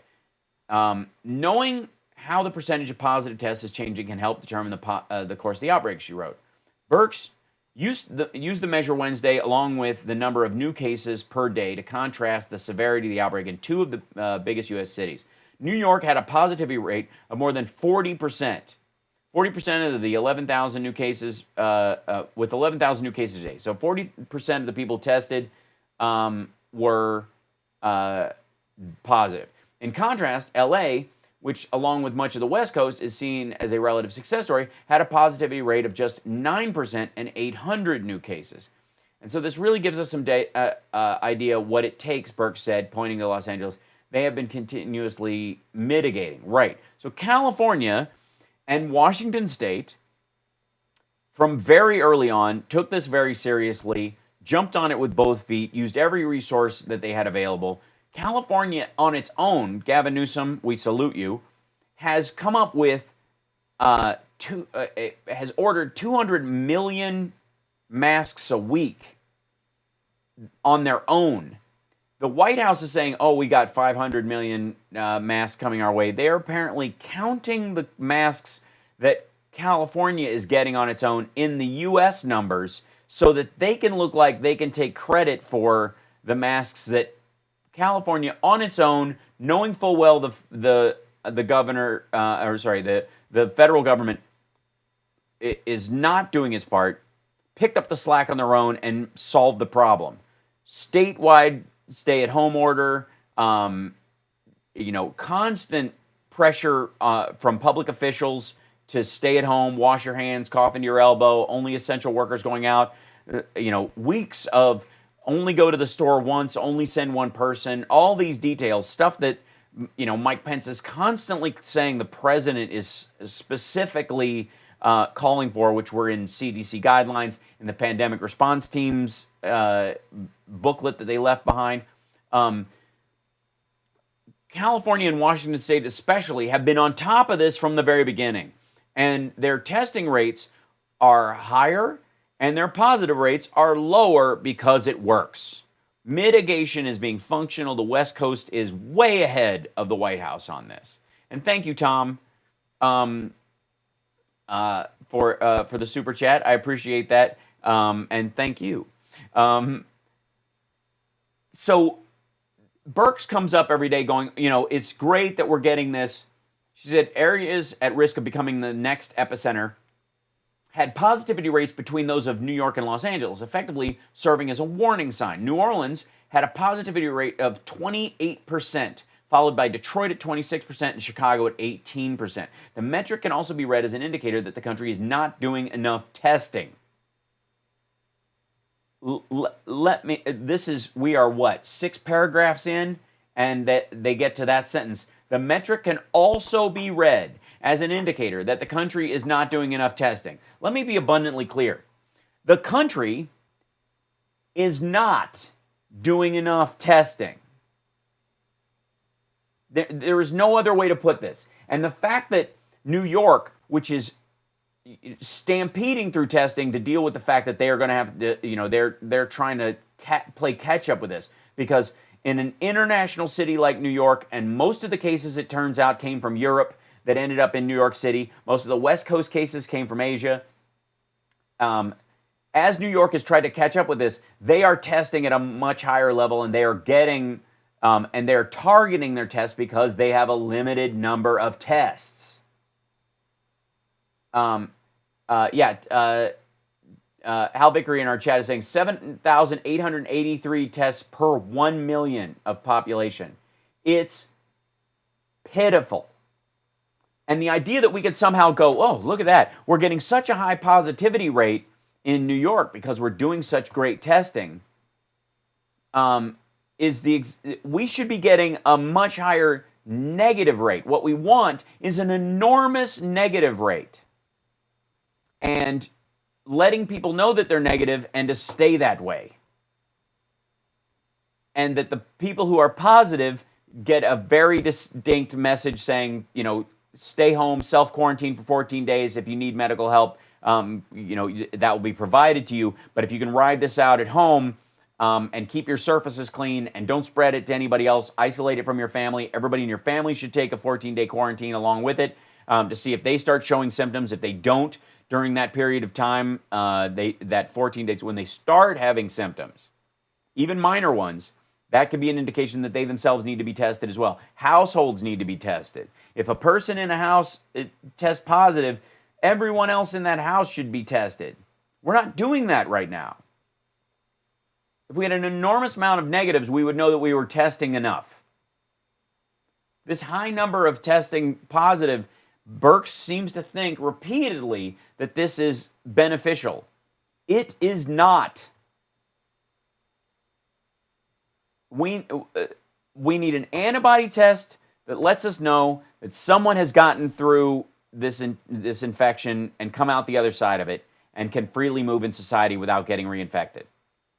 And we need enough tests where if a member of a household is ill, we can know if the rest of the house can quarantine elsewhere or if isolation from them will work. But Birx keeps telling us that it's such a great thing that we're seeing this high number that people tested, not recognizing that there are not nearly enough tests. And that part of it is embarrassing. We got to take a break. We'll be back right after this. It's the Hal Sparks Radio program, Mega Worldwide on WCPT Radio. Thanks you guys for listening. Every Saturday we're here live, call-in radio show, 9 to 11. It's a real terrestrial radio show. We thank our listeners on AM 820 on WCPT. We'll be back right after this break. I will be doing a post show today. I don't know if there's going to be a.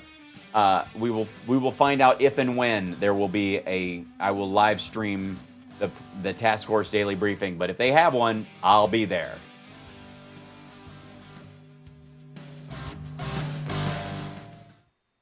Yeah, clearly. Right now you have two callers. Okay, great.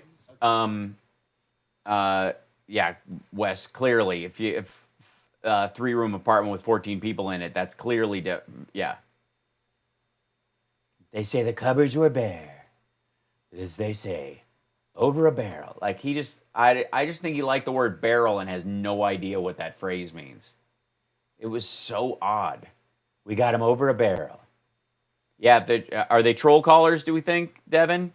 Since they're late in the hour, or were they on? I think one's everyone called in the last segment. One's a normal regular. The second guy, I think, might be a troll. I'm not too sure, though. Okay, well, we'll take them in order, and we'll, keep our friends close and our enemies closer, I suppose.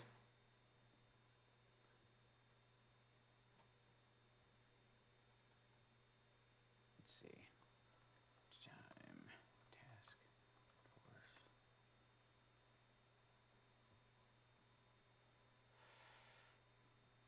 Watch live. Yeah, see, that was live hours ago.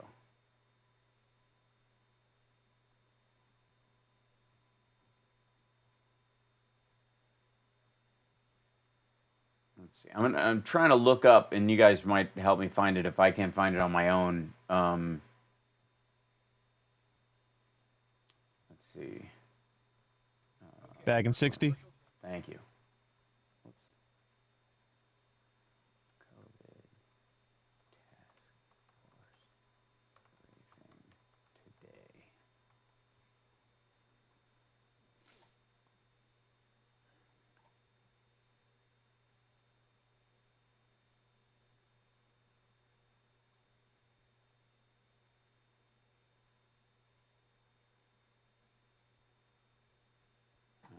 Let's see. Let me look up the president's daily schedule, and that'll let me know.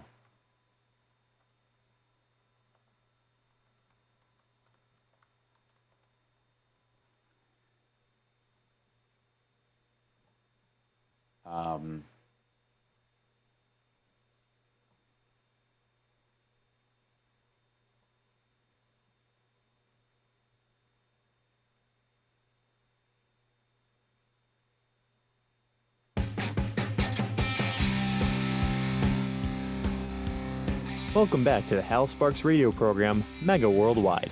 It's now time for the happy ending. Yay! That's right. We've got a couple of callers on the line. Who do we have first, Devin? First, we have our friend Paul in Seattle. Oh, excellent. Hey, Paul.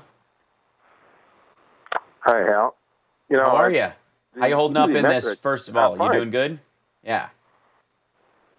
Well, staying on. What else? It's Right. not an interesting victory, but it's a. Yeah. That's right. Well, the interesting metric, or the easy metric here is, I mean, you weigh in here. Correct me if I'm wrong, but my math is that we have 100,000 cases, over 100,000, and approaching somewhere around 20,000 deaths. So Yes. that is a 20%. That's a 20% fatality rate. Now, if we're going to get our numbers in line with Rush Limbaugh, because he's always right, and say, well, this thing is 98% survival rate. That's 2% fatality. If we're going to get our numbers in line, then there must be 10 times more people out there with this virus than 100,000. Because That's if right. you want to lower it to 2%, you need 1 million. You need a Yes. million cases. And if you want to say it's even less than 2%, you need 2 million. Right. So that's the what you were saying about testing is just, this is the easy part. This is so easy. I mean, I think really a fourth grader could figure this. Anybody who's starting to learn percentages, maybe a seventh grader, Right. and certainly fifth and sixth graders can start to figure this. Oh, wait a minute, that's not right. If it's 2%, then how can you get 20,000? 20,000 is 2% of a big number, bigger than 100,000. Right. And then the other thing is the whole perspective on what 2% means. It's in common terms, people don't understand. But let me just give you an example of things you wouldn't do on a daily basis if there was a 2% fatality rate. You would not, if you were just to go to work in your car, just to go to work and come home, you'd be dead by sometime in mid-February. That's right. Okay? The other thing is we have about 10 million airline flights in this country every year. 2% fatality rate would be this that would be 200,000 crashes a year, which is about 500 crashes a day. So would people be alarmed if there were 500 airplane crashes per day in this country? So, and it's, by the way, the World Health, just real quick, the World Health Organization doesn't put it at 2%. The World Health Organization puts it at 3.4%, and that's direct fatality. That's the issue with this as well, because let's say you had a bunch of planes, to use your analogy, that 3.4% of all flights that took off just crashed or exploded midair, just evaporated, right? But you had another 15% that had really bad landings such that people were injured permanently or they skidded off the runway and because of the 3.4 that crashed on the runway, they crashed into the ocean because they ran out of fuel because the runway was taken up by crashed airplanes. See what I mean? Like, they don't even factor in the other ancillary deaths that would come from that number. You know what I mean? It's absurd. You have 10%. That's a 10% airplane fail rate, if you look at it that way. Well, yeah, and I mean, look at it this way. Last year, I had a minor surgery, a hernia surgery, and I asked the surgeon just because I was being cute. I said, "You ever done this before?" And he laughed. He said, "Thousands of times." He said, "Thousands of times." I said, "Really? How many thousand?" He said, "More than 3,000 times." Now, if the next words out of his mouth were, "and 60 of them died," do you think I'd have gone in for that? Right? No. You see, that's what people don't understand about what a 2% or even a 1% death rate means. They just think, oh, that's such a small amount. It isn't when you're talking about your life. That's a catastrophically huge percentage when you're talking about either medical problems or numbers of people dying. You know, I mean, there are just too many analogies in the medical world, including people that I've known have died from cancer when the initial diagnosis said, oh, you got a 95% chance of beating this. Well, that means a 5% not, and those people are not here anymore. Yeah. So, and it's a ridiculous, number to gamble on. We'll just, and that, I mean, this week when he was saying things like, some people were saying, ride it, cowboy, just ride it out, ride it. And he constantly pats himself on the back, apparently, for thinking, well, if we did nothing, the death rate would be 2 million Americans. As if that's an option when you're the president of the United States. I don't understand how he wants credit for doing nothing. Like, oh, I could have done nothing, and you guys would just die. I could just, it is literally like going, I could have just started a nuclear war and hid in a bunker, but I didn't. You're welcome, America. And by the way, currently right now in the United States, we have 521,714 known coronavirus cases. Known.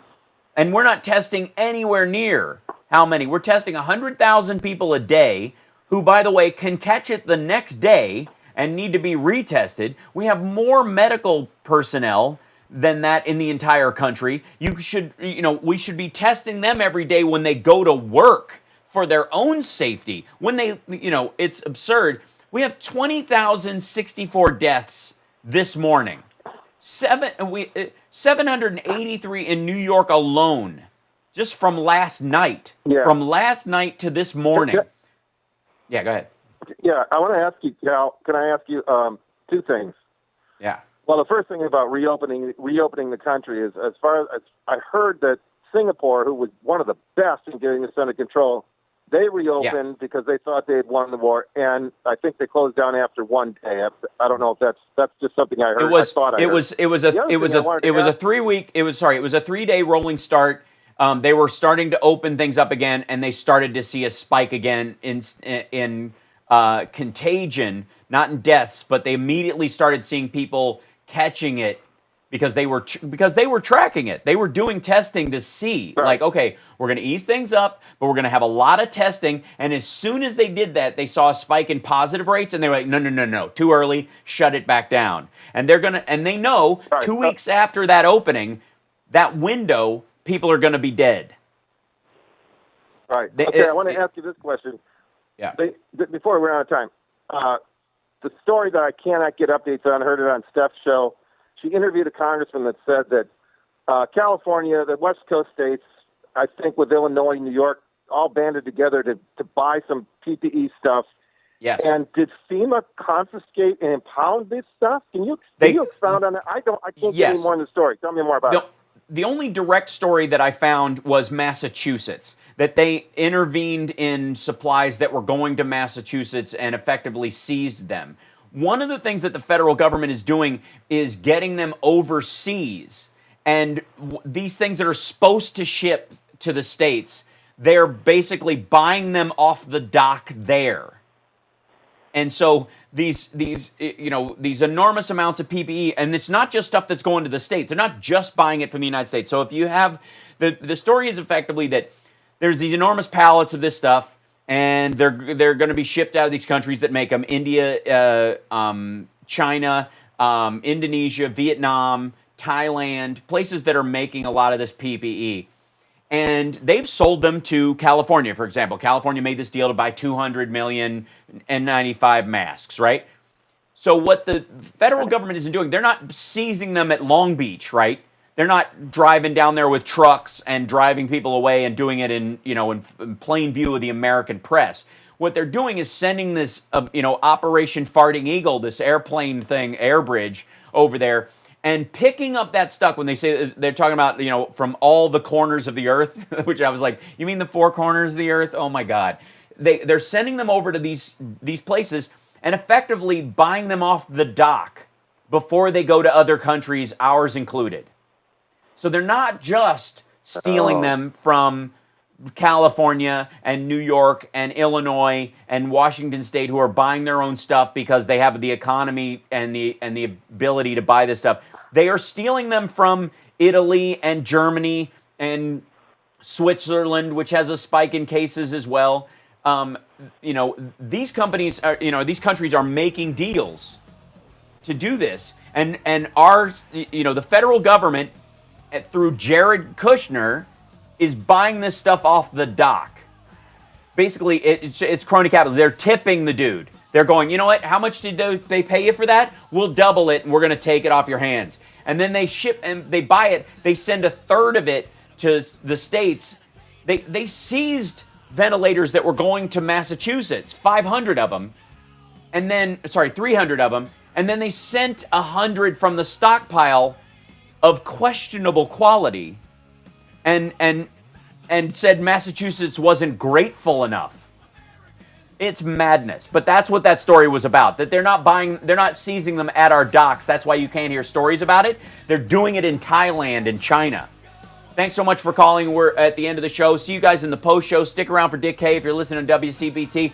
Become a Patreon supporter. Patreon.com/Hal Sparks. Help us out the way you help Steph's show. We greatly appreciate it. We'll see you guys next week or later on today when and if they have a briefing. I have my doubts. We'll be back. Thanks, Devin. Thanks, everybody. We'll see you guys next week. Yeah. See you next week. Thanks, man. Absolutely. I'm sorry I never got to our troll. Poor guy, but I'd rather talk to Paul, and he had a good question. So there you go. Cheers. I'm going to sign off with you guys. Yeah, they signed off already. I think, I know why they did. I was like, they signed off pretty quick. That's because he's probably doing his show from home. That makes sense. As he should. So, yeah. So let me show you guys something. So this was this morning. So before I got on the show, I'll go to here. This is, whoops, simmer down. This is the deaths right now, as we have them.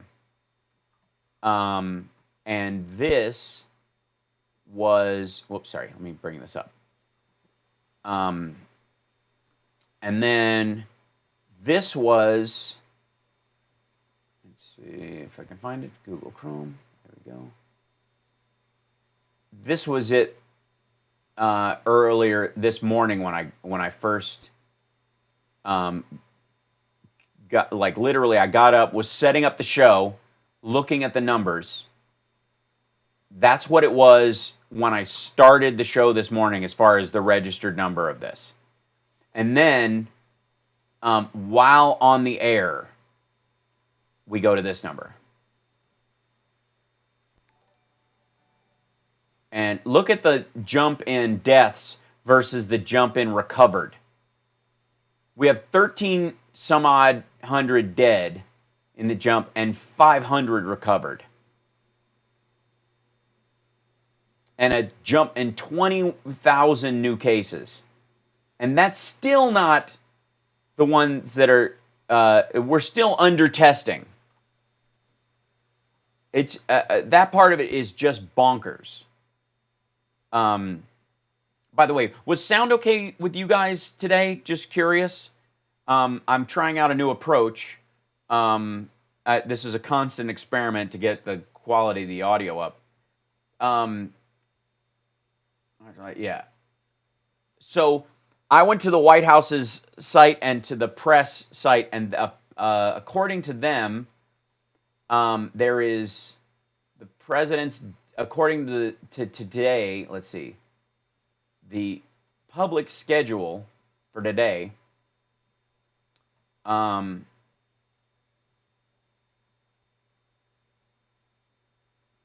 Yeah, okay, so yeah, I guess it's going to happen at 2 o'clock because it says president has no public events scheduled, but 2 o'clock in-house pool call time. So that would be this, by the way, and this is off of FactBase. See if I can bring this up right now. Fascinating look. If you go to factbase.se, they update it at midnight Eastern time. This is their recognized case. 107,645 deaths. They actually have the number. Do they have the number higher than ours? No. Okay, it matches. Okay. They're tracking that one. That's where they're getting theirs from the same source. 521,714 cases, 20,000. This is today, the schedule. There it is. The president's right here. President has no public events scheduled, but 2 o'clock in-house pool call time. So I'm guessing that's what that is, because that's what it's been pretty much every day except when they, yeah. So yesterday they did 10 a.m. in-house pool call time, right? And then they did the Easter blessing, which was just weird. So maybe that happened afterwards. I don't know. He seemed to be learning everything on the fly. So if I reverse those, I apologize. No. The press briefing was 1 o'clock. Yeah, so it was after. He came straight from that. They made everybody come in at 10 a.m. Oh, because they came to this noon thing. And so he made them sit around with their thumb up their ass on Friday from 10 a.m. And then at noon, he had the Easter blessing. And then 1 o'clock, there was the coronavirus. That's right, because I'm looking at East Coast versus West Coast time. Ridiculous. By the way, for the record, I adore you guys. I'm glad some of you guys got to come in and game with me last night. That was fun. That's, yes, Eastern time in theory. So today it would be, they got it listed as 1 o'clock, I think, unless this updates to my time. Nope, it's Eastern time. So, or that was yesterday. So today, 2 o'clock Eastern, yeah. So we should, am I drunk? Should it not be up soon? Something? Oh, that's the call time. That doesn't mean when the briefing will be, if they're going to have one indeed at all. So that.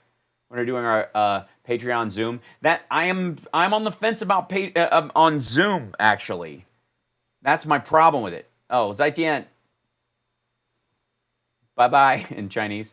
I just want time that doesn't revolve around Trump, even if we're watching you play video games. Yeah, I'm trying to do a little more of that. I had to write 2 obits for Windy City Times this week. The deaths weren't due to COVID, though. I'm sorry to hear that, Carrie. Yeah. Yeah, please, everybody, give me a thumbs up, a like and subscribe, do all that fun stuff. I appreciate you guys doing that. I'm just rolling back through the chat so I can see everything. Gruber11, I love my country as well. I'm assuming it's the United States you're talking about, but unless there be any confusion, I love the United States. I love America. I'm proud to be a citizen. I love our form of government, and I appreciate the structure of it. I don't like when it's mistreated or misused. How's that? I feel the same way about police officers. I love them. I don't like bad cops and when they screw it up for everybody else. Some positive numbers. We're up to 200. Oh, wow. 217 patrons as of this morning. That's fantastic. We are growing exponentially, and I appreciate you guys for that. That's such a beautiful thing to see. We're, 500's been our number from the top. This time last year, we were at 6. Now, granted, that was with me doing nothing. And the 6 that have been with us from the beginning, I appreciate you guys. But, yeah, we're at 217, and I appreciate you guys supporting our daily efforts to do this. You guys are fantastic. Yeah, it says 2 Eastern, so it should be starting around now. I don't get that. Yeah, every time it's coming up. When I look on the webpage, the only thing that says live now is me. Are you guys familiar with John Campbell? I know Can't Stop Lying has put the link up a couple of times, but he does a breakdown every day on the numbers, what it means. And one of the things that he's been talking about is how the only reason for having white skin is due to less sun the further away you get from the equator and from warmer climates. And as you do that, your skin gets lighter so it can receive more UV light and produce more vitamin D because it's crucial to being alive. So the reason why like Swedes are as white as they are is because of the short days and the little sunlight that you get. All the time, 24-hour channel. All right, you know what? Be careful what you wish for. I'm just saying. Kelly O'Rourke. But if I could do that, I would. It'd be a little weird watching me sleep. Thanks for putting that in there, Can't Stop Lying. Yeah, so Campbell Teaching is his page, but he basically goes through the piece by piece. Yet Inuits are rather dark skinned. It's a different thing. They're not quite dark skinned though. it's a peculiarity of where they came from. It's more like a long-term evolutionary than a couple of thousand years. We're talking about like people moving over millennia as opposed to moving into new territories over even 10,000 years. So, but your skin, if your skin is dark, you don't produce it. There's an abundance of sunlight. Your skin darkens to protect you against those rays, and you produce a proper amount of vitamin D for that amount of sunlight. That makes sense. And so think of it as like a multi-millennial, those glasses that turn into sunglasses in the sun, right? That they adjust based on how much UV light there is, right? So skin has done that over, many, tens of thousands of years. And when you have, that's part of it too, is the face exposure to sun bouncing off of it, but their skin itself isn't that. So, anyways, the idea is that if you're near the equator, or you're in sub-Saharan Africa, or you're in an area where it's particularly dark, or particularly bright, rather, the sun is blazing, your skin gets darker to protect you from the cancerous aspects of it, and you produce less vitamin D, to mitigate against how much UVC UVA and B that's coming into your system, okay? Once you get way farther north over the thousands of years where it's shorter, sorry, Christina, I did not see the Super Chat statement, so I will roll back and find that. I apologize if I missed it. The point is, the lighter skin helps you produce more vitamin D. There it is. Hal, you have no idea how much your humor, perspective, daily shows, and your fans, patrons, chatters have helped me during a very dark time. Oh, well, thank you, Christina, and we're glad. That's the whole reason I'm here. And thank you, Benny Loco. I adore you as well. I have to say that story about that nurse who was like, we needed to just joke. They were just joking nonstop in the middle of this horrifying situation where they were running out of body bags and all kinds of stuff. They had gallows humor. They were joking nonstop. And the reason for that is because humor is one of the ways we beat PTSD. You joke about horrifying things. You joke in the face of them because it takes the power away that it has over your psychology. It's not that you dismiss something or you think something isn't real. It's that you deny its ability to plant seeds in your psyche and take hold. It's, the horrible things that happen to us in life have yes, that was the whole premise around MASH. That is exactly right, John Mahoney. It is why doctors and cops and all these people have gallows humor. And if you listen to it out of context, it sounds cruel or dismissive or dark, when in reality, it is there specifically to save them from the actual horror they encounter every single day. When cops and corrections officers and places, you have to make sure it doesn't take seed in how you interpret people, but you must fend off the constant sorrow of these situations. And that's what joking is there for. So that's why I continue to do it. That's what its value is for. If you don't care to hear that, there are a million other places to go. I say this often when we do this thing, but you must be able to find the humor in the darkest of times. Thank you, Bob Kirksey. $2 for each gun bill signed into law in VA this week. Oh, man. Fear sells guns. That's definitely going to be a part of this as we go forward. The irony. Yeah, Carrie, I'm sending fun videos to my brother and my mom to watch. It is crucial. If you can joke about, this is why you laugh after a near fatal accident. Why it is normal in some instances when someone has been told that someone has passed away and they were not expecting it, why we have a laugh reflex. Because it pushes back against it taking too hard a root inside of us and affecting us going forward forever. So I am going to continue to, roast and take the piss out of this ridiculous presser, because if you don't, he gets to lay roots in your brain, and I'm not allowing that to happen. That's madness. Yeah. So, and by the way, Steve, I'm going to shoot the hell out of that virus. These people are not talking about shooting the virus.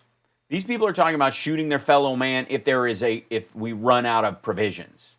This is prepper murders that you were talking about. This is the purge. This is the zombie apocalypse. All the analogies that they use for shooting your fellow citizens who have run out of food. That's what the guns are. Or the belief that youngins who think that they are not going to catch this doing home invasions or whatever out in the middle of nowhere because they know people are stuck at home and that, they can take their provisions and nobody is going to come because the system's overwhelmed. That's where that comes from. Else you should teach a class on this to kids. Seriously, that's not a bad idea. You mean as far as why laughter is important, or just in generally about the politics of this? Because I'm cool with both. Will the hurricanes blow away the virus? No, the hurricanes will overwhelm the system as we have to deal with it. That's the scary part. That's the part that we've been talking about for a long time, about the deaths from COVID specifically are not while they are very concerning, what they do is overwhelm an already taxed medical system and put it on its heels so that if there is a tornado, a hurricane, a mass car crash, an explosion, a chemical fire, any of that stuff, that's what will push it beyond the ability to do anything. So, Joey, is there a reason why you're gibberishing? You all right? Is it a misfire? Patriots are buying up cop killer bullets. Yeah, that's, armor-piercing stuff, right. But they also understand the reason they buy armor-piercing stuff is because they know their redneck neighbor, who they don't trust at all, even though they say hi to him every day, is just as crazy as they are and has a bulletproof vest. Crazy people hang out with other crazy people and secretly fear them. Chat questions. How do you highlight someone's name when responding to them like Robert Reynolds did with my name? I think you have to do the @ before them in the YouTube thing. Haven't heard about Cam lately. Have you been able to see him? No. He's at his mom's, and that's a couple of states away, so I don't get to see him. So I am I FaceTime with him regularly. I don't get to as often as I would like to, but that's true of every parent, I think. But he is healthy and he is fine, as is everybody around him, and we're trying to keep it that way. So I'm not concerned necessarily even for my health or his in us getting together. But if I or he were to pass it to each other, we both come in contact with people that would get it, and there you go.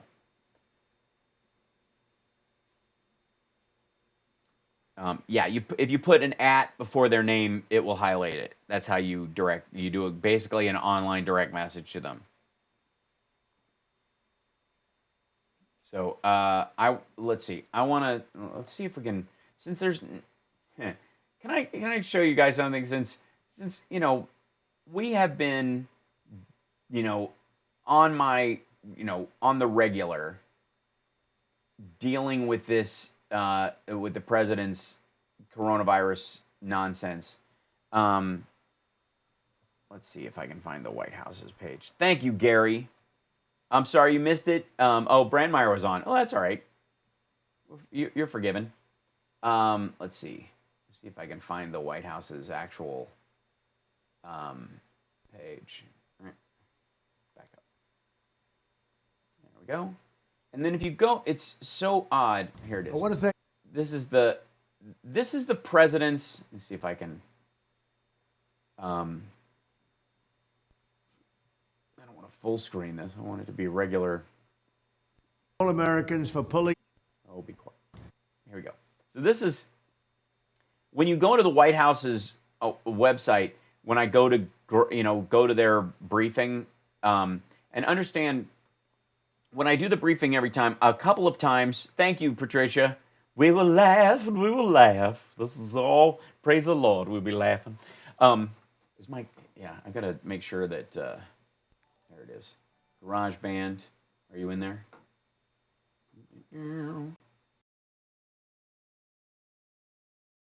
are you, monitor? Please, GarageBand. What are you playing? Can you play some music? I gotta reopen it. My keyboard's been okay. There it is. It's opening up. Good.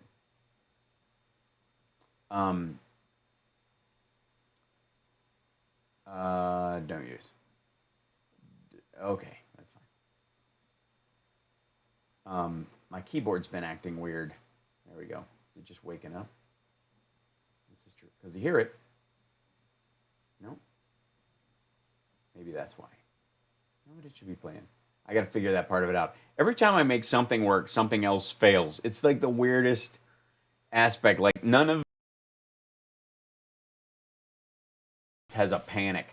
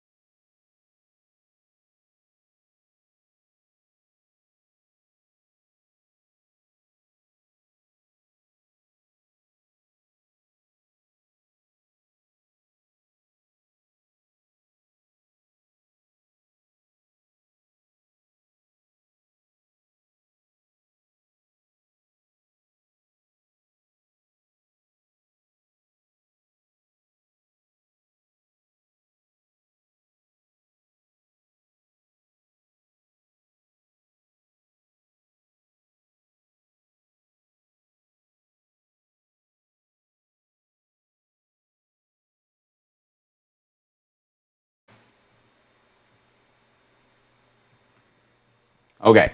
All right. We're back. We should be back up in a second. That was weird. That was a totally weird drop, and I don't understand why. And that was super, just everything decided. That's what I get for trying to touch my keyboard in the middle of it. What? That's what I got. What?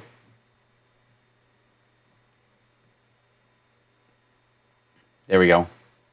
There you go. Are we back? Do you see me? Hey. All right. So, what I was saying is this should be, I don't know why GarageBand started acting weird. I was saying basically that like every time I try to jumpstart my software will do each thing that I set up. It won't do all of it. It only wants to do 2 out of the 3 things I want done at any given time. So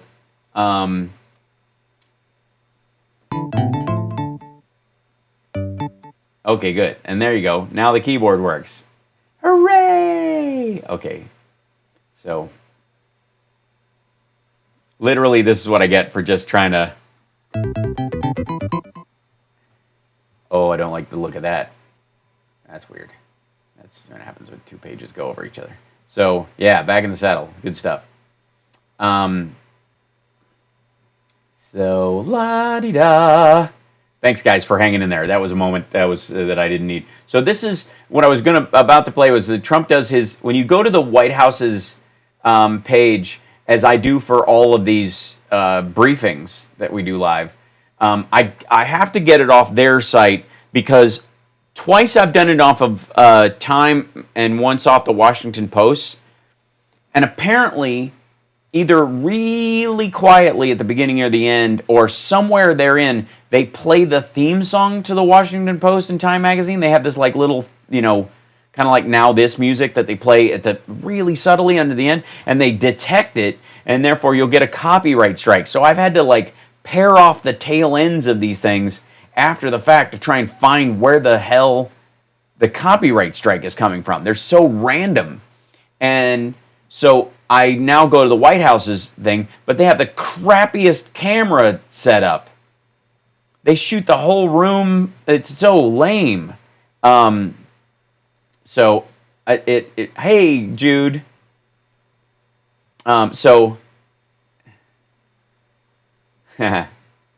Yes, please, everybody give us the thumbs up, like and subscribe. That really helps. You're absolutely right.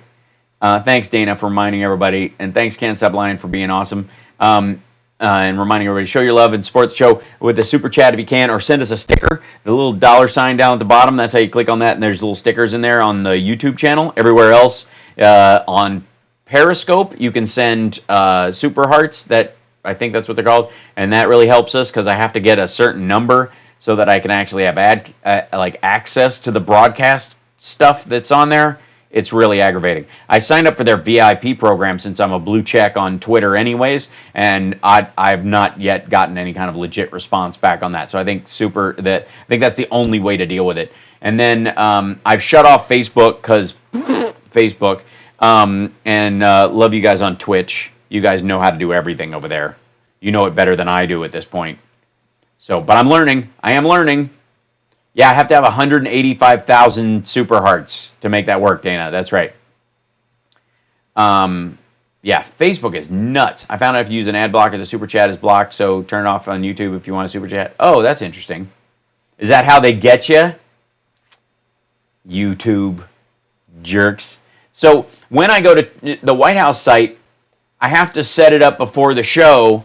I have to get in here before I start airing, because if I just go to their site and click on the first video where they normally put it, it auto-plays this video that I'm about to play. So, good times. Here we go. So, this is what auto-plays when you go to the White House's website. This is one of his contemporaneous Rose Garden semi-campaign videos things. He loves doing these Rose Garden stand-ups. And notice how they only have one camera, so if he screws up, it's just a hard cut. So this is straight up old school YouTube, influencer style. I want to thank all Americans for pulling together, for coming together, for... or either one. Whichever you do, pulling together, coming together. They're doing what they have to do. It's been... Just see, pulling together, coming together, doing what you have to do. This is, incredible. It's been inspirational. All over the world they're watching, but all over the world they also have problems. It's in over 120 countries. It's called... They haven't updated it, by the way, in a couple of weeks. Invisible enemy, and that's what... It's called the invisible enemy. By who? By you. You know why he calls it the invisible enemy? To excuse himself for not doing anything. It's an invisible enemy. Oh, really? Is it invisible? Because you can see it under a microscope. But we're doing tremendous work. You can see the mass grave sites from space. The truckers, the doctors, the nurses, everybody, they're just doing tremendously. And of course... That was a nice jump cut. You see that? Jesus. Do they have to slam us in the face like that? Heard it 1,000 times. Wash your hands, good hygiene, all of that. But social distancing, keep away. It's going to have no place to go. And I just want to thank you. As president, I want to... Wash your hands, do the things you got to do, and the things... Thank you for the incredible job you're all doing. There's spirit in our country like never before. We've pulled together as a unit. Really? I don't know, because in World War II, you know... Pulled together as a country. We will prevail together. We love the USA. I don't know why. I think they just typed out the last few words he said there. Like he meant to say it, let's make that a slogan as an edit. And why'd they cut away from his face at the end? Was he just not selling it, or did they have to cut that together from multiple versions? What is that? You get wash your hands, you filthy animal. But I have to deal with that stupid video every single time I go to do the live press conference. We do that every single time. I'm sorry you have a headache. Yes, I entertain myself quite often. It's a good time. I went from decrying the nanny state to wash your hands. Nacho Tube, I have to say, the turnaround in the Republican crowd was swift, strange, and immediately, big chunks of them started rescinding what they said. Like, okay, this is really serious. We're gonna get killed. Da, da, da, da. And then, oh, thank you, Iron Druggist. Look at you. Thanks so much. That might be a first from you, so I appreciate it. Did the screen come up on there? Because I think I saw it, but I want to make sure. It's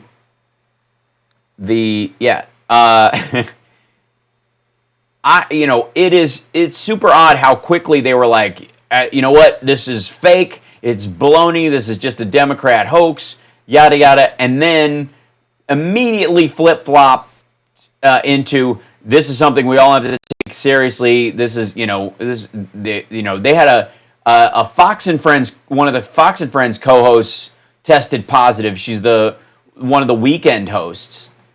And all of a sudden they're like, oh, this is a big deal. We got to watch out for this thing. And the fact that she's going to survive it and get through it just like Chris Cuomo had with just some major discomfort, will more than likely drive them to basically just go, you know what, it's not a big deal. It's after all. Let's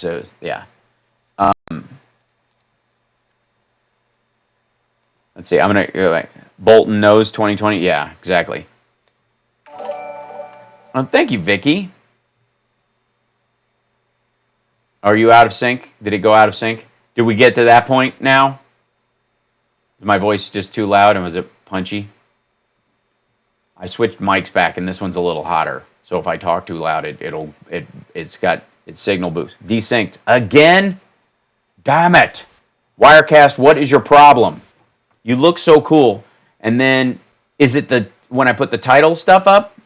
Such a weird thing. I don't get it. I don't understand.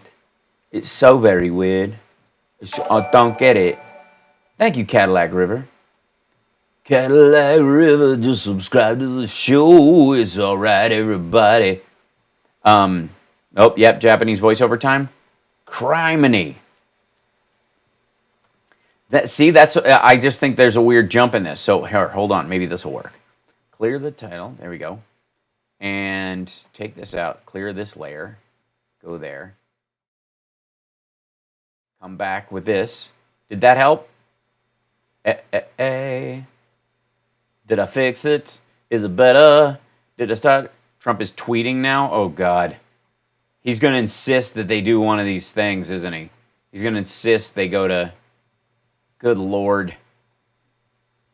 Nope. Sync is out. Rats.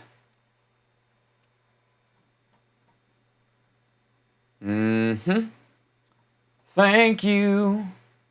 Lady Seahawk. Thank you, Lady Seahawk. I appreciate that. All right, we should be back. Did that help? Did it get everybody back? Are we there? Are we back? And is my mouth in sync?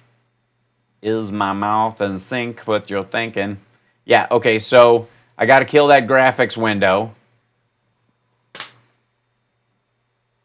I was so proud of myself. I'm just going to have to make straight up images that go over top of it, because if I do an overlay, it doesn't seem to bother it. Yeah, I did. I just bumped it with my shoulder. Hey. Trump seems freaked out that nothing will open by month's end. I got news for you. It's not going to. Sparks, you can go back to dubbing a Kung Fu movie. That's right. You know, I came back when we had that sync problem before, and I came back in and I was like, why are you doing this? We are fighting. Yes. Teacher! You know, everybody was like, it's still out of sync. I'm like, I'm kidding. I don't know what, let's see, what are the Trump tweets currently? And let's check in.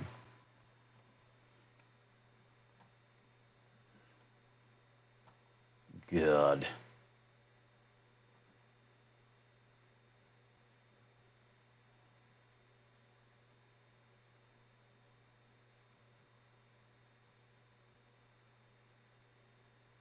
Oh, whatever. Just saying what everybody knows.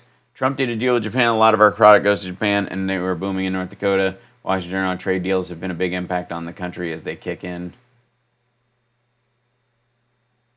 Jim on C-SPAN. Who's Jim? Look at this. Hold on. This is, oops. Back up. You don't get to, where does it leap? What happened? Super weird.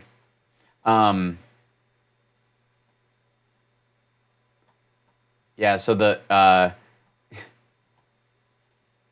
Trump, I guess, is so weird. He hasn't updated this picture on here, but if you look at his Twitter field, he goes, feed. He goes 2 hours ago. He goes, Trump did a deal with Japan. Oh, get back. Everything's too fast. That's the problem with this thing. My internet is too good. This is a, well, scroll down, you weirdo. All right, we'll find it in a second. There we go. Trump, there it is. Trump did a deal with Japan. A lot of our product goes to Japan, and we are booming in North Dakota. Jim on C-SPAN, Washington Journal. Our trade deals will be having a big impact on our country as they kick in. Who's Jim? What's his product? What does that have to do with anything? Seriously. Thank you, Connie. Appreciate that.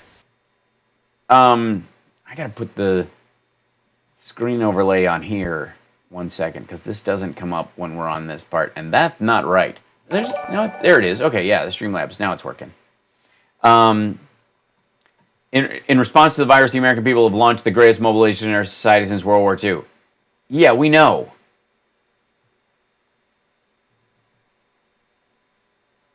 This is, by the way, this is what they decided to put up on, the White House decided this is what, this clip needed to be played on there, was, you know, from this ridiculousness. How, I like the 60-minute reflection at the bottom also. Yeah, it's nice. It's not bad. That's one of my favorite parts of this, is the quality of this thing. I only wish Wirecast, besides the audio out of sync and the weird thing with the titles, is that they could put a frame around this. If you could make a frame around any of the screen stuff that you're using. I mean, I use a drop shadow and that sets it off, but it'd be nice if you could create a frame around your different pictures so that if I had somebody in Skype, I could put a little frame around them, that kind of thing. But this is, watch this, hold on. I gotta play this volume-wise. If he even plays. Is it weird? What's happening? It just hates it. This is the greatest message I could ever do. It's just pure whiteness. What are you doing? I don't even know that I want to hear this, much less. Yeah. All right, reload, you jerk. We'll go back to that in a second. Okay, here we go. This is it. Holy smokes.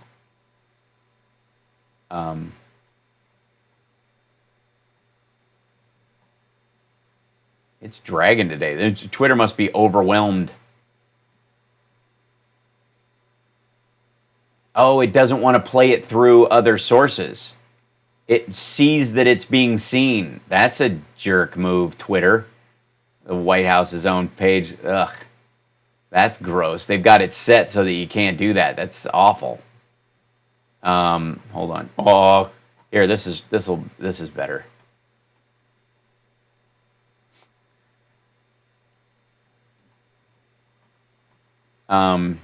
Working.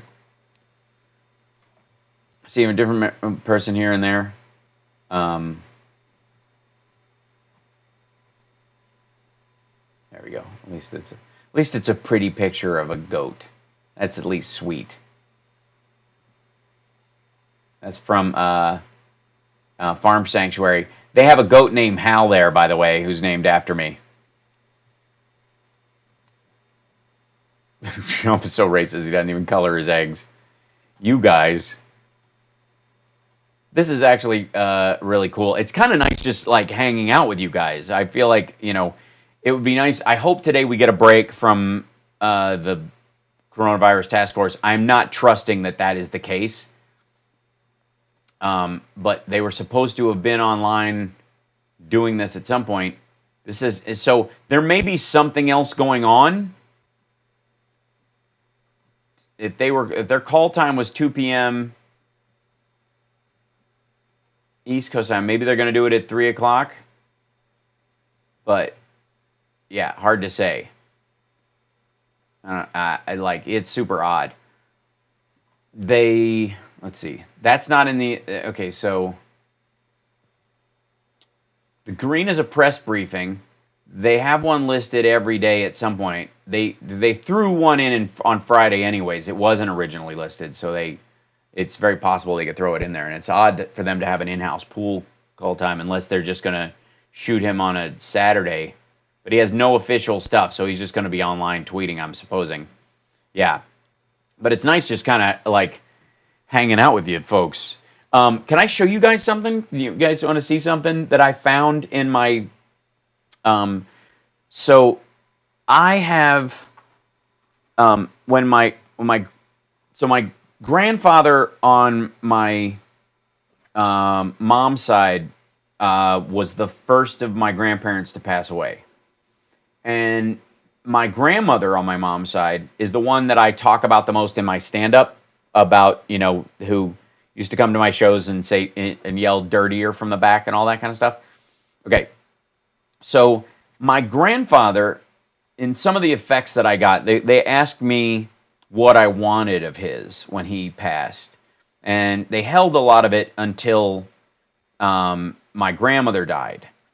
And they just had all the stuff, and they sent it out. And, grandkids and the, my mom and my uncle wanted certain things, like tea sets and stuff like that. And the one thing that I saw in the things that they had that he still had was this book. I don't know if you've ever heard of this book, Elbert Hubbard's Scrapbook. It is this guy, Elbert Hubbard, collected articles and bits of wisdom. And this book, this is the original book. This was my grandfather's. I'll show you it's still in remarkably good shape.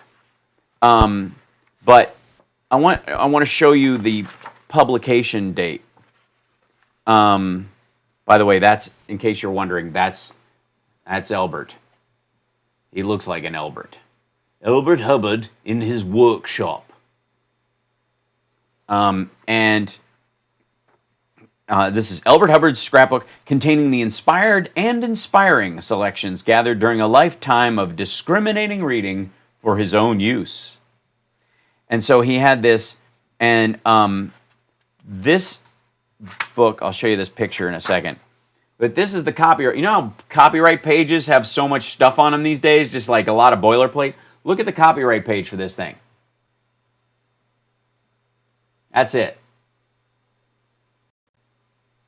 Copyright 1923 by the Roycrofters.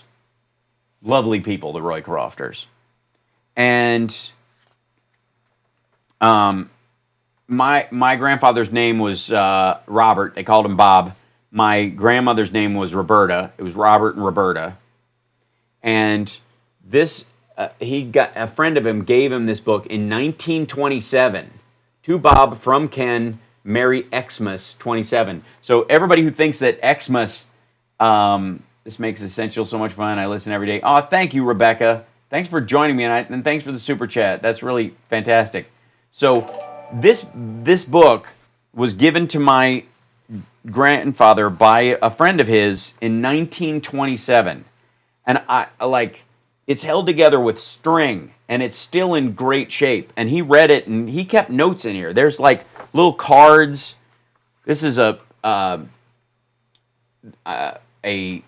tunnel they took a picture of from Korea, because he was in the Army for a good long while, so he did a couple of different tours of things. This is like a program. Hold on.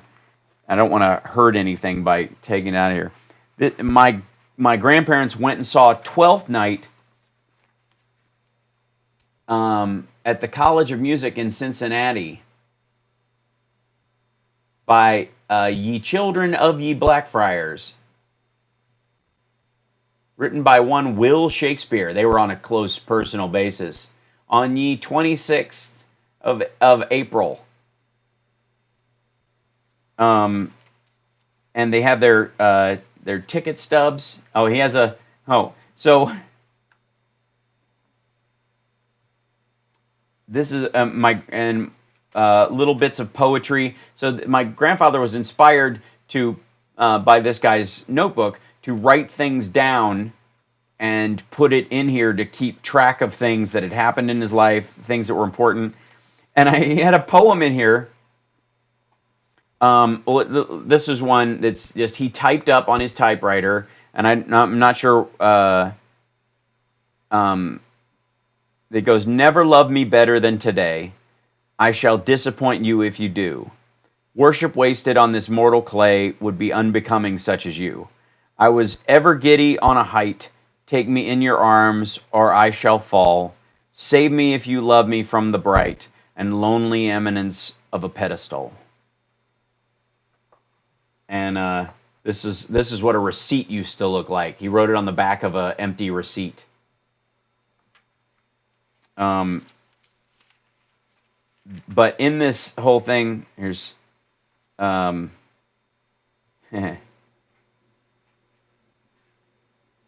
there's a Stewart Kid bookshop in Cincinnati, Ohio, which is where they bought the book. To all lovers of books. +1, the new shop is in the center of the shopping district and much easier of access. +2, first floor, interest of books of fiction, drama, poetry, Bell's letters, art, travel, classics, outdoor, etc. Fine stationery and engraving. +3, much larger lower floor. These are all the upsides of the new location for people that they went in there. Before you came, I did have peace at least, and now I have not happiness or rest. Why did you steal? Who did not want your plunder? 'Tis better to have loved and lost. I wonder. That's a bitter little poem. Ouch. So, in case you were wondering what my grandfather and grandmother look like, this is they. That's my, hold on, let me hold this back so you can see it. That's my grandfather and my grandmother, Robert and Roberta. There they are. Lovely people. I have that sword. That's one of the other things that I got. There's a poem in here I have to find that my grandfather saved, and it's so funny. Like,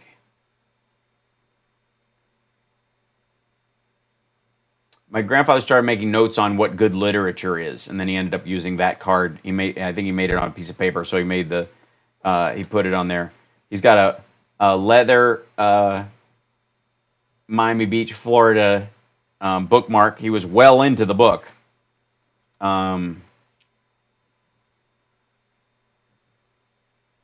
He made a note of the song "Let a Little Sunshine In" as an important song to have.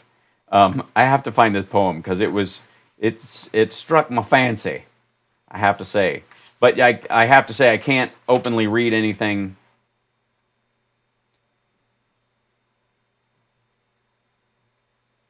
He has a here in case you want to know how to plant an American elm. There's the instructions. The Mabley and Carew Company. Planting and care for the American elm. So let me find this poem because I started showing Camden stuff that was in there and I was like, uh-oh, I'm going to get in trouble if I read this one. Whoa.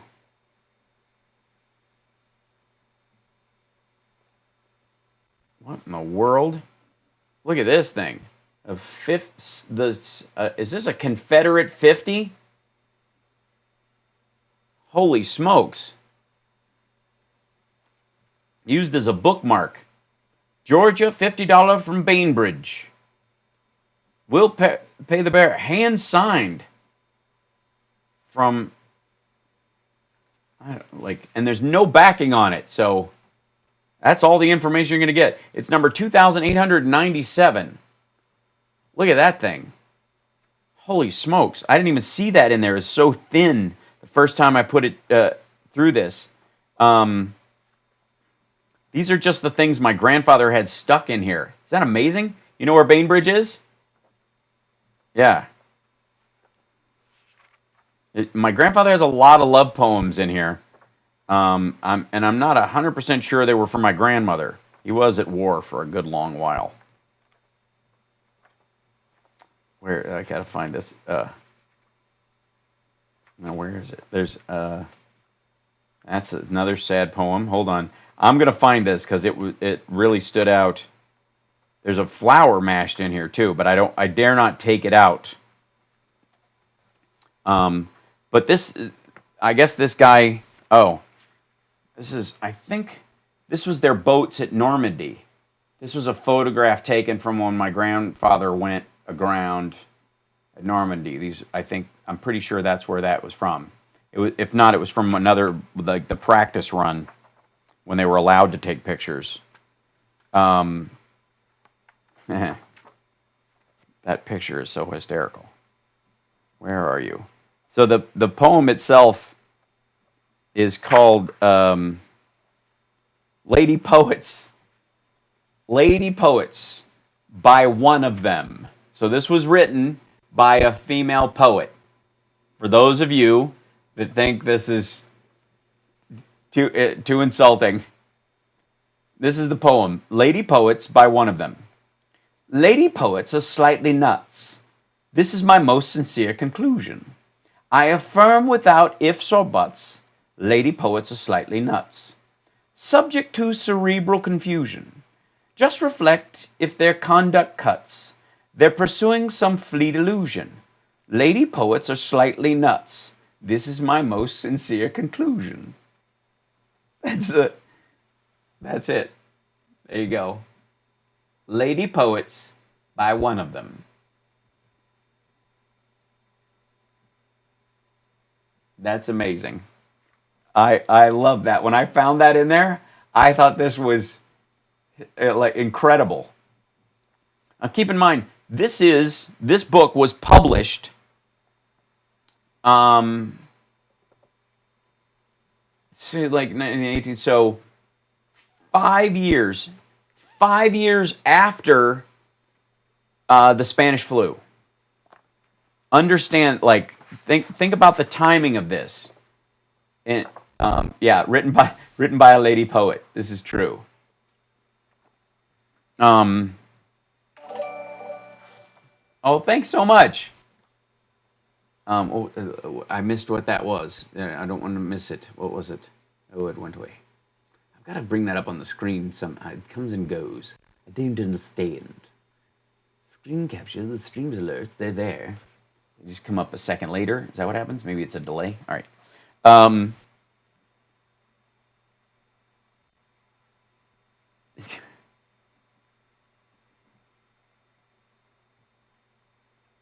This is from, let's see.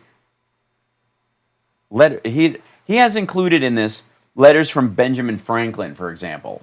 Here's one.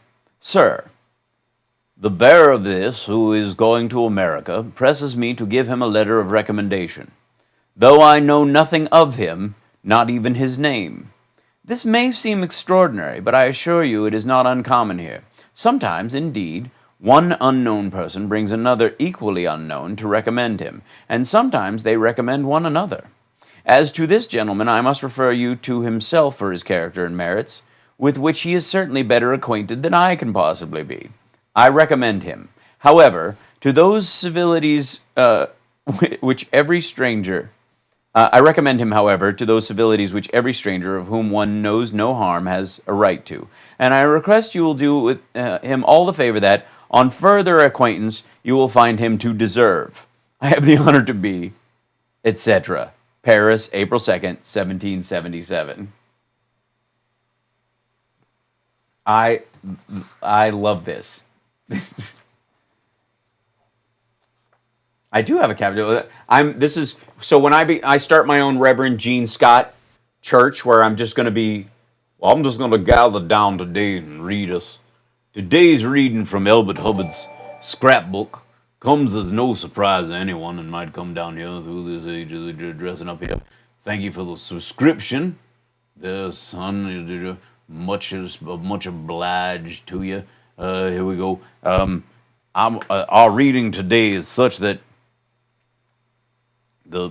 a book called a poem today called Lady Poverty by Jacob Fisher, long dead and partially forgotten, mostly by his kin. I met her on the Umbrian Hills. I don't have to remind you folks what that means. Crazy place, the Umbrian Hills. I do need proper suspenders. I met her on the Umbrian Hills, her hair unbound, her feet unshod. As one whom secret glory fills, she walked alone with God. I met her in the city street. Oh, changed was her aspect then. With heavy eyes and weary feet, she walked alone with men. You'll recognize that poem later became a very popular song with the children called My Angel is a Centerfold. My blood runs cold. My memories have just been sold. My angel is a centerfold. My angel is a centerfold. Really? Did it go to out of sync? Damn it. Video froze, but the sound did not. And now we're out of sync again. Damn it. Why does it do that? It drives me crazy.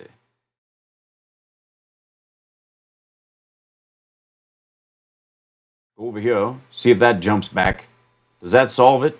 Am I doubling up now? Is it craziness? What's happening? Is it in sync? Sync me. Sync me. I'm making you laugh and cough. That's the goal. Then I will continue with today's readings of you gathering around Beauregard. If you must will a thing. Here we go.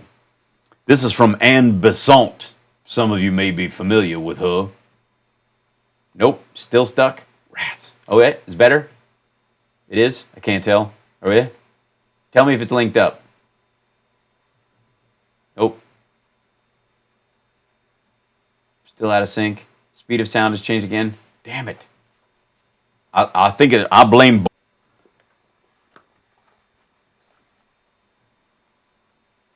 Welcome back. I hope the break has treated you well. You've lifted yourself from the weariness of the confines of your bizowls. We'll read from Anne Besant right now. Is this still linked up? Is it better? There we go. Thank you. Knowledge is essential to conquest. Only according to our ignorance are we helpless. Thought creates character. Character can dominate conditions. Will create circumstances and environment. There you go. Thank you, Anne.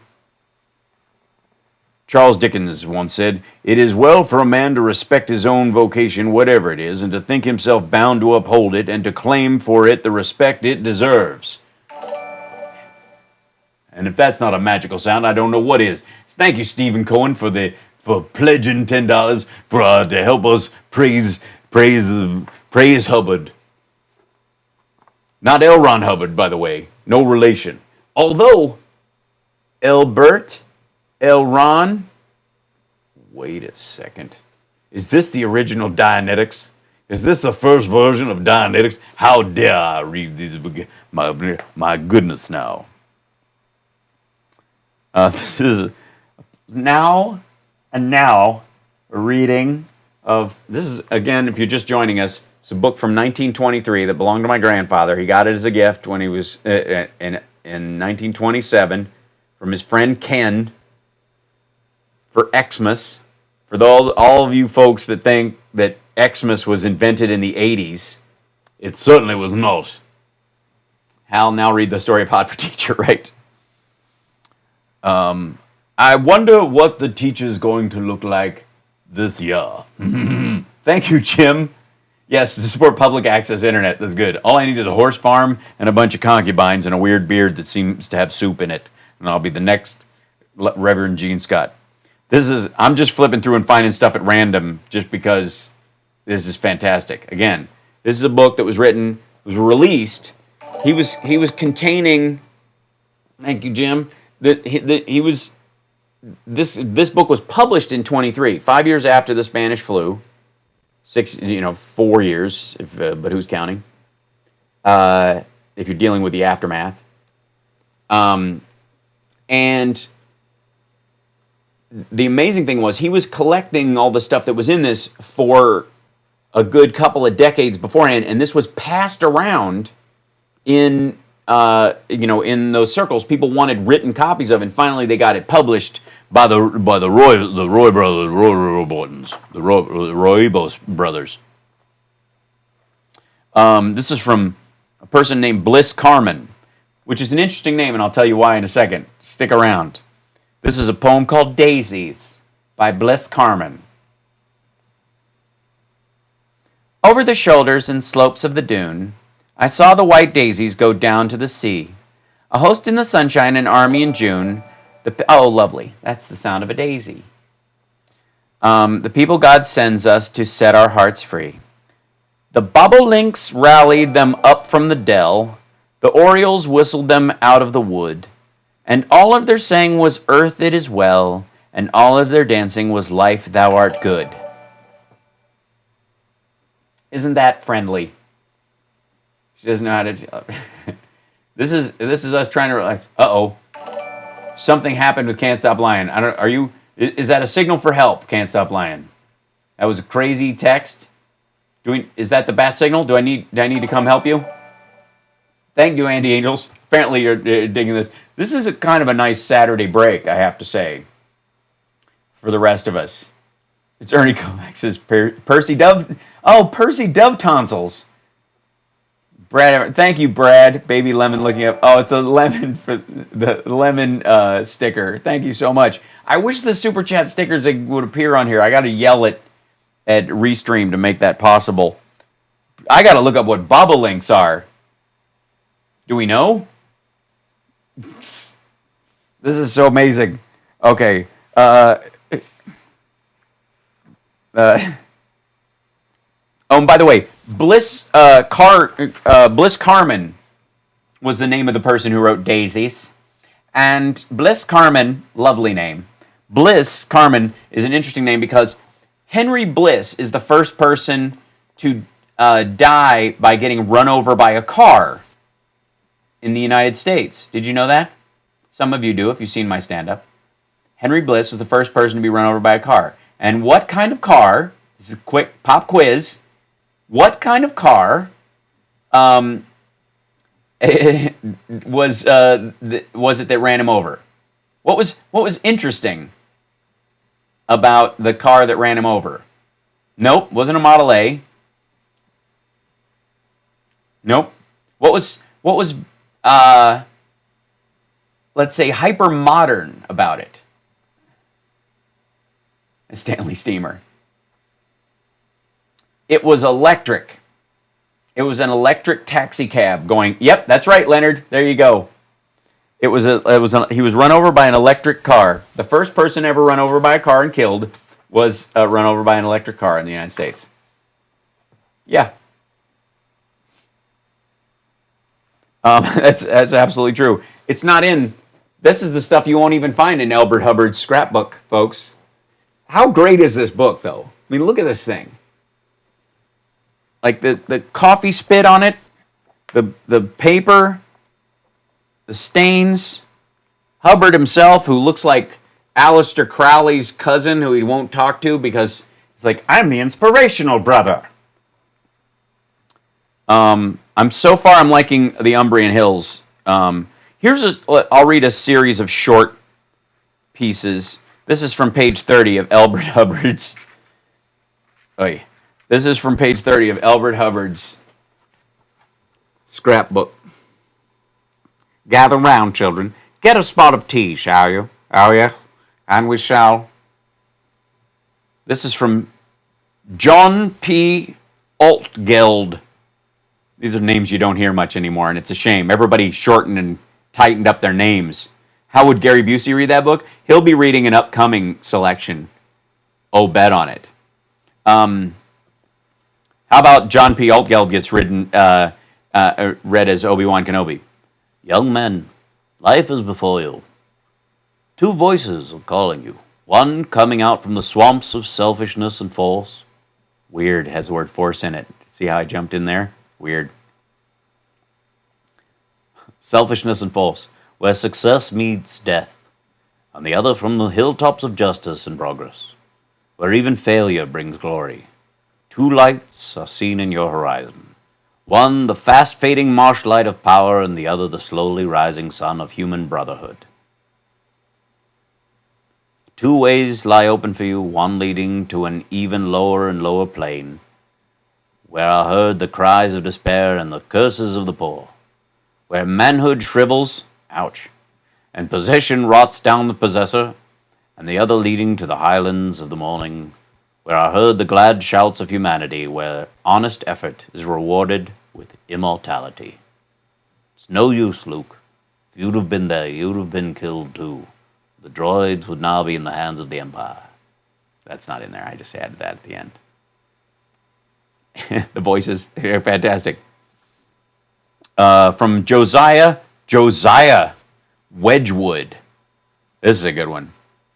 Hey, all works of taste must bear a price in proportion to the skill, taste, time, expense, and risk attending their invention and manufacture.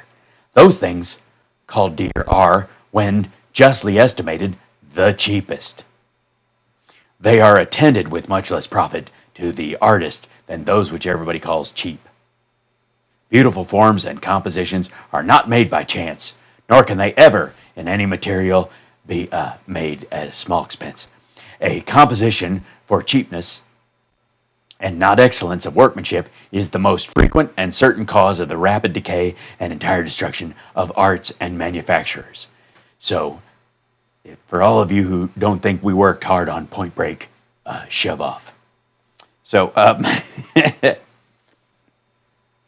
I do like a good, most of these folks deserve a proper voice. From Robert West. Nothing is easier than fault finding. No talent, no self-denial, no brains, no character are required to set up in this grumbling business. Cardinal Newman said, "Bear not that their life shall come to an end, but rather fear that it shall never have a beginning. That's nice. I like that one. This is from Matterlink. Matterlink. This guy doesn't even have a first name. This guy was the Cher of his day. Matterlink. Oh, look fearlessly upon life, to accept the laws of nature, not with meek resignation, but as his sons who dare to search and question, to have peace and confidence within our souls. These are the beliefs that make for happiness. I don't know. Maeterlinck needs an editor. From Philip D. R. Moore. You can dissolve everything in the world, even the great fortune, into atoms, and that the fundamental principles which govern the handling of the postage stamps of millions of dollars are exactly the same. They are the common law of the business, and the whole practice of the commerce is found in them. They are so simple that a fool can't learn them, so hard that a lazy man won't. Look at that. That's what he's saying is stupid people and lazy people won't learn the rules of money, not because they're complicated, but because they aren't. Schwarzenegger's much wiser than we give him credit for. Get to the chopper. Yeah. So, all right. These are nice. This isn't. Ernest Crosby has a poem named Homesick. Dare we in this time? Dare we in this time? I am not homesick. Homesick for the home I have never seen. For the land where I shall look horizontally into the eyes of my fellows. The land where men rise only to lift. The land where equality leaves men to differ as they will. The land where freedom is breathed in the air and courses in the blood.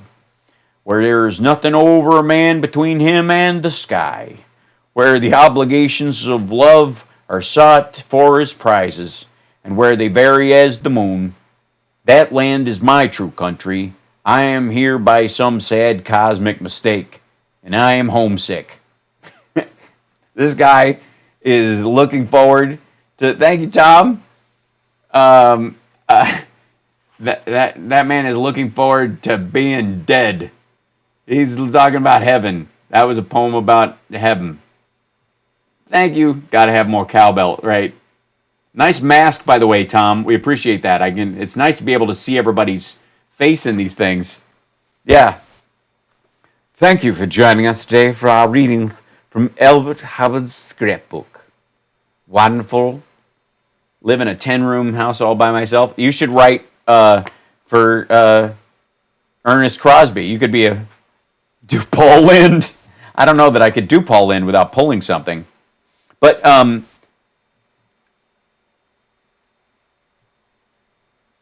he jests at scars that never felt a wound. Shakespeare. He jests at scars that never felt a wound. That I think as a descriptive for me making fun of Trump whinging about how poor him. Yeah. I didn't know that Dionysius said better late than never.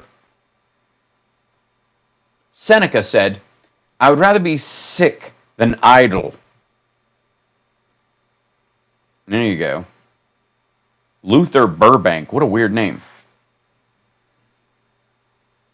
Great spenders are bad lenders. Benjamin Franklin. Trump is going down. Excellent. Excellent. You sound like a Canadian native. Oh, do I? All right. How about sick at home? Yeah, that's the irony. Scars that never felt a wound. You know what I'm saying? Like that's an amazing piece right there. Here's another piece that seems to be written about Trump. This is from Luther Burbank. Luther Burbank, how you doing? I'm Luther Burbank. Luther Burbank. We must learn that any person who will not accept what he knows to be truth for the very love of truth alone is very definitely undermining his mental integrity. It will be observed that the mind of such a person gradually stops growing. For being constantly hedged in and cropped here and there, it soon learns to respect artificial fences more than freedom for growth. You have not been a very close observer of such men if you have not seen them shrivel, become commonplace, mean, without influence, without friends, and without the enthusiasm of youth and growth.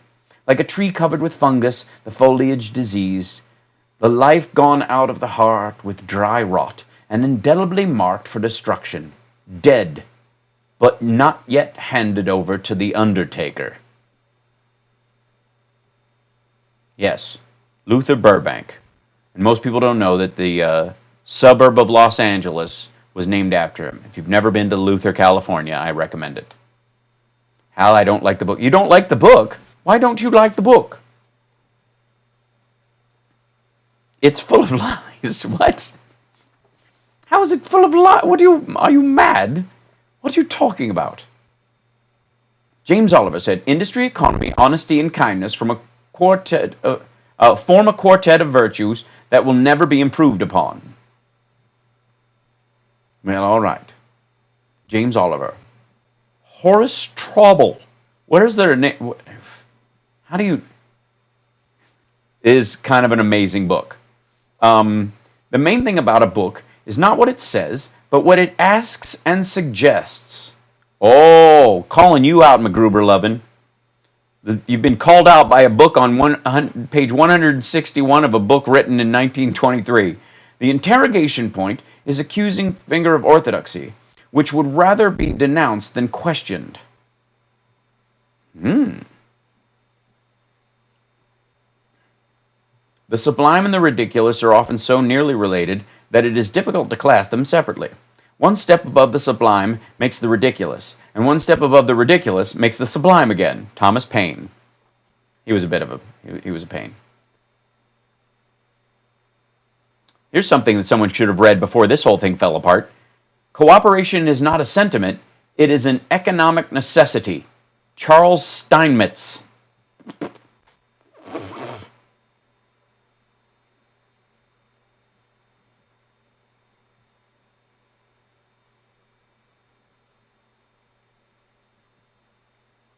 Wagner said, joy is not in things, it is in us. To those saying they want this book, yeah, thanks for the for posting that link, Can't Stop Lying. I'm curious about the version of this book. Oh, is that bit.ly? It's just published on there? Oh, that just went to the main bit.ly link. bit.ly. Oh. I don't know what, I've got it, okay. Where's that? I don't know where it went, eh? Oi.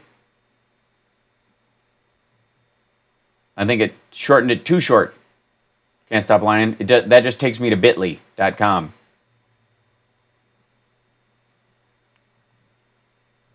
Luther Burbank was a botanist and a horticulturalist. You watch your words.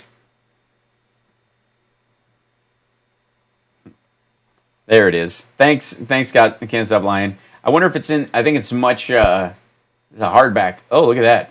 That's a nice one. Is that the Kindle version? Yeah. And it's got a whole. This one doesn't have a foreword. I mean, well, it has a foreword about it. It's kind of explain what it's for. Printed and made into a book by the Roycrofters at their shops in East Aurora, Erie County, New York State. County, New York State. Yeah. I had an idea that a man might pass a very pleasant life in this manner. Let him on a certain day read a certain page full of poesy or distilled prose, and let him wander with it, muse upon it, reflect from it, dream upon it, until it becomes stale. But when will it do so? Never. When a man has arrived at a certain ripeness and intellect Any one grand and spiritual passage serves them as a starting point towards all the 32 palaces. How happy is such a voyage of conception? What delicious, diligent indolence. I'm waving at a one-armed Trump swinger in a tree. I'm not bad at my... Plateau upon it. Well, I'm glad this was our follow-up on this. Oh, thank you. Yeah, is that a hardcover? Is that an actual cover on it? That's the paperback version, I see. Well, this is definitely a paperback, although not intentional. That one looks like a leather bound. Oh, that's a hardcover. Oh my God. So the paperback is $20. The hardcover on Amazon is $851. Look inside. What does it say? Copyrighted material. This is definitely older. 800. This is how that book would be a better president than Trump. Absolutely. Like if I didn't, if I had any nerve to part with it, I would. I'd send him a copy. My goodness, such wisdom we have found in these pages. How can you spot me $900? Yeah. Societies.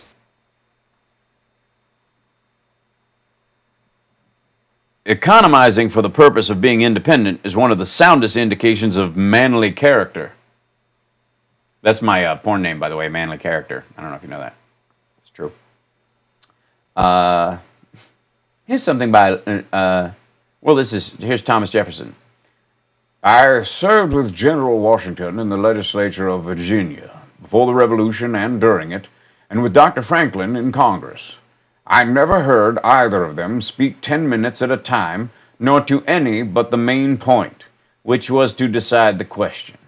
They laid their shoulders to the greatest points, knowing that the little ones would follow of themselves. If the present Congress errs in too much talking, how can it be otherwise in a body to which the people send 150 lawyers whose trade it is to question everything, yield nothing, and to talk by the hour? That 150 lawyers should do business together, that 150 lawyers should do business together ought not be expected. So basically, sending lawyers to Washington is a mistake. Hal, now we need a violin playing. We definitely do. Yeah. Mary Baker Eddy wrote this.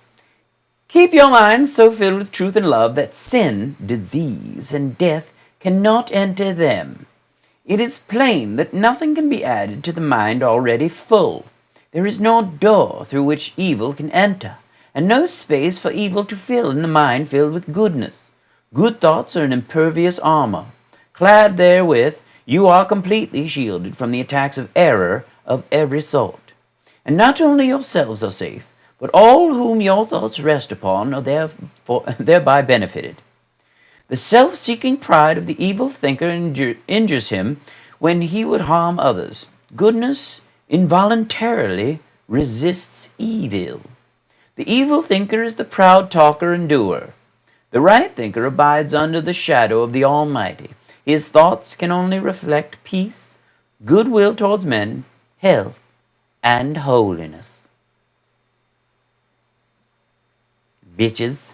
She wrote that at the end. This is written in ink pen.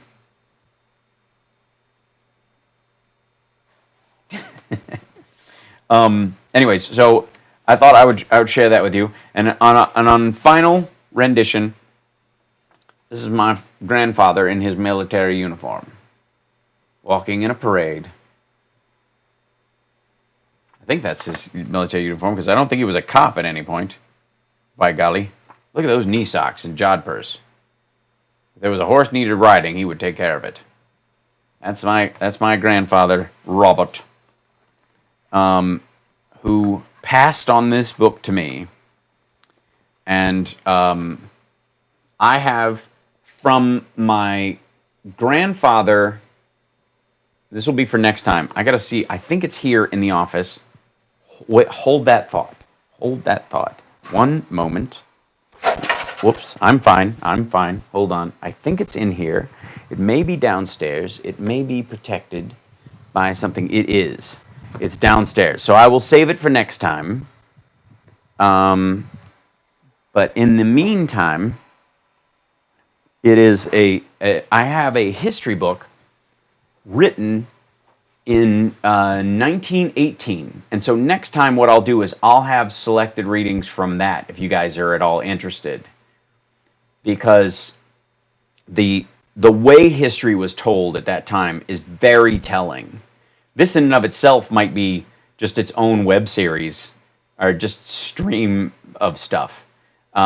Just reading from pieces of this and from that book. But it's a fascinating piece, and it's very delicate though. Like I'm amazed at how well preserved this is. I don't know what the hell they used to hold this book together, but it is sound as if I bought it today from some art shop. Yeah. I have a history book that was written during the Spanish flu. So I'll bring that up, in a future cast if you guys are interested at all. And I might do a little more of this, like just for patrons, to give you guys a little something, since like the live show benefits and stuff that I normally give are all kind of taken or whatever. For the temporarily, anyways. So I think this would be kind of a nice little addition and a break and also a recognition that society, humanity, has been through stuff like this with far fewer resources than we. And thank you so much, 1524 Scooter. I appreciate that, and thank you guys for the super chats today and the support and the new patrons and the patrons who've been with me for a little while. You guys are amazing. I appreciate you very much.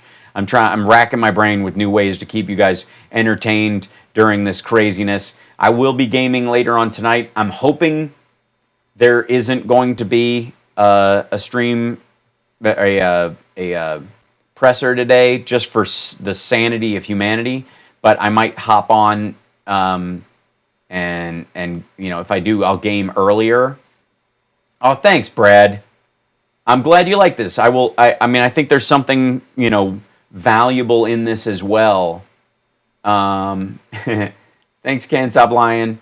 I'm a big fan of Morals and Dogma. It's one of my favorite books as well. There's some stuff in there some quotes I pulled from that over the years that I read at Lodge as a Mason, when I do as the senior deacon, I will sometimes pull quotes from stuff that I think will benefit everybody there, at the Lodge of Masons, and some of it's secret, and some of it is not, obviously. But in this case, I've made a ton of notes on these, and this is one of the first quotes I ever read at Lodge. I'll leave you guys with this from Morals and Dogma. To strive, to brave all risks, to perish, to persevere, to be true to oneself, to grapple body to body with destiny, to surprise defeat by the little terror it inspires, now to confront unrighteous power, now to defy intoxicated triumph. These are the example that the nations need and the light that electrifies them.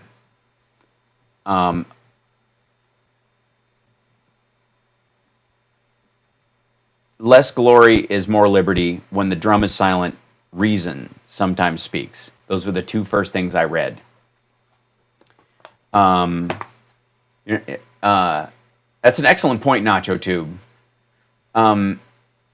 But the ferocity with which we deal with historical moments, not in our aggressive nature towards them, but by our ability to stand in the face of the wind without screaming at it has so much value, and it gets lost in our kind of, and I do my thing. I snark against him. Like I said, one of my favorite quotes from Morals and Dogma is,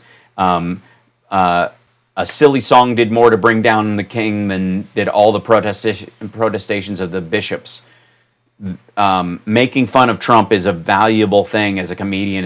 It's something I can supply. But simple complaint at your fellow man has very little value. And the torment that faces all humankind, screaming at it or railing against it as if it should be gone, is a form of petulant childishness. But standing against it and weathering it, and being quietly resolute about it, with respect for everyone else who's going through it at the same time, and helping them shoulder the burden, is the goal. And those are two separate paths, and sometimes we overlap them. So, anyways, I'm going to sign off now. You guys are lovely. I'm going to try and do a deep dive on the audio issue of jumping back and forth out of sync. Maybe there's an update. Maybe it's a problem. Maybe it's the source I'm using and how confused it gets. I will figure that part of it out. But you guys are wonderful. Thank you guys for sticking around. I will see you later on today. And, keep calm and carry on, as we all do. Much love to everyone. Cheers and bears, don't you know? Bye, everybody. Thanks so much. Take care.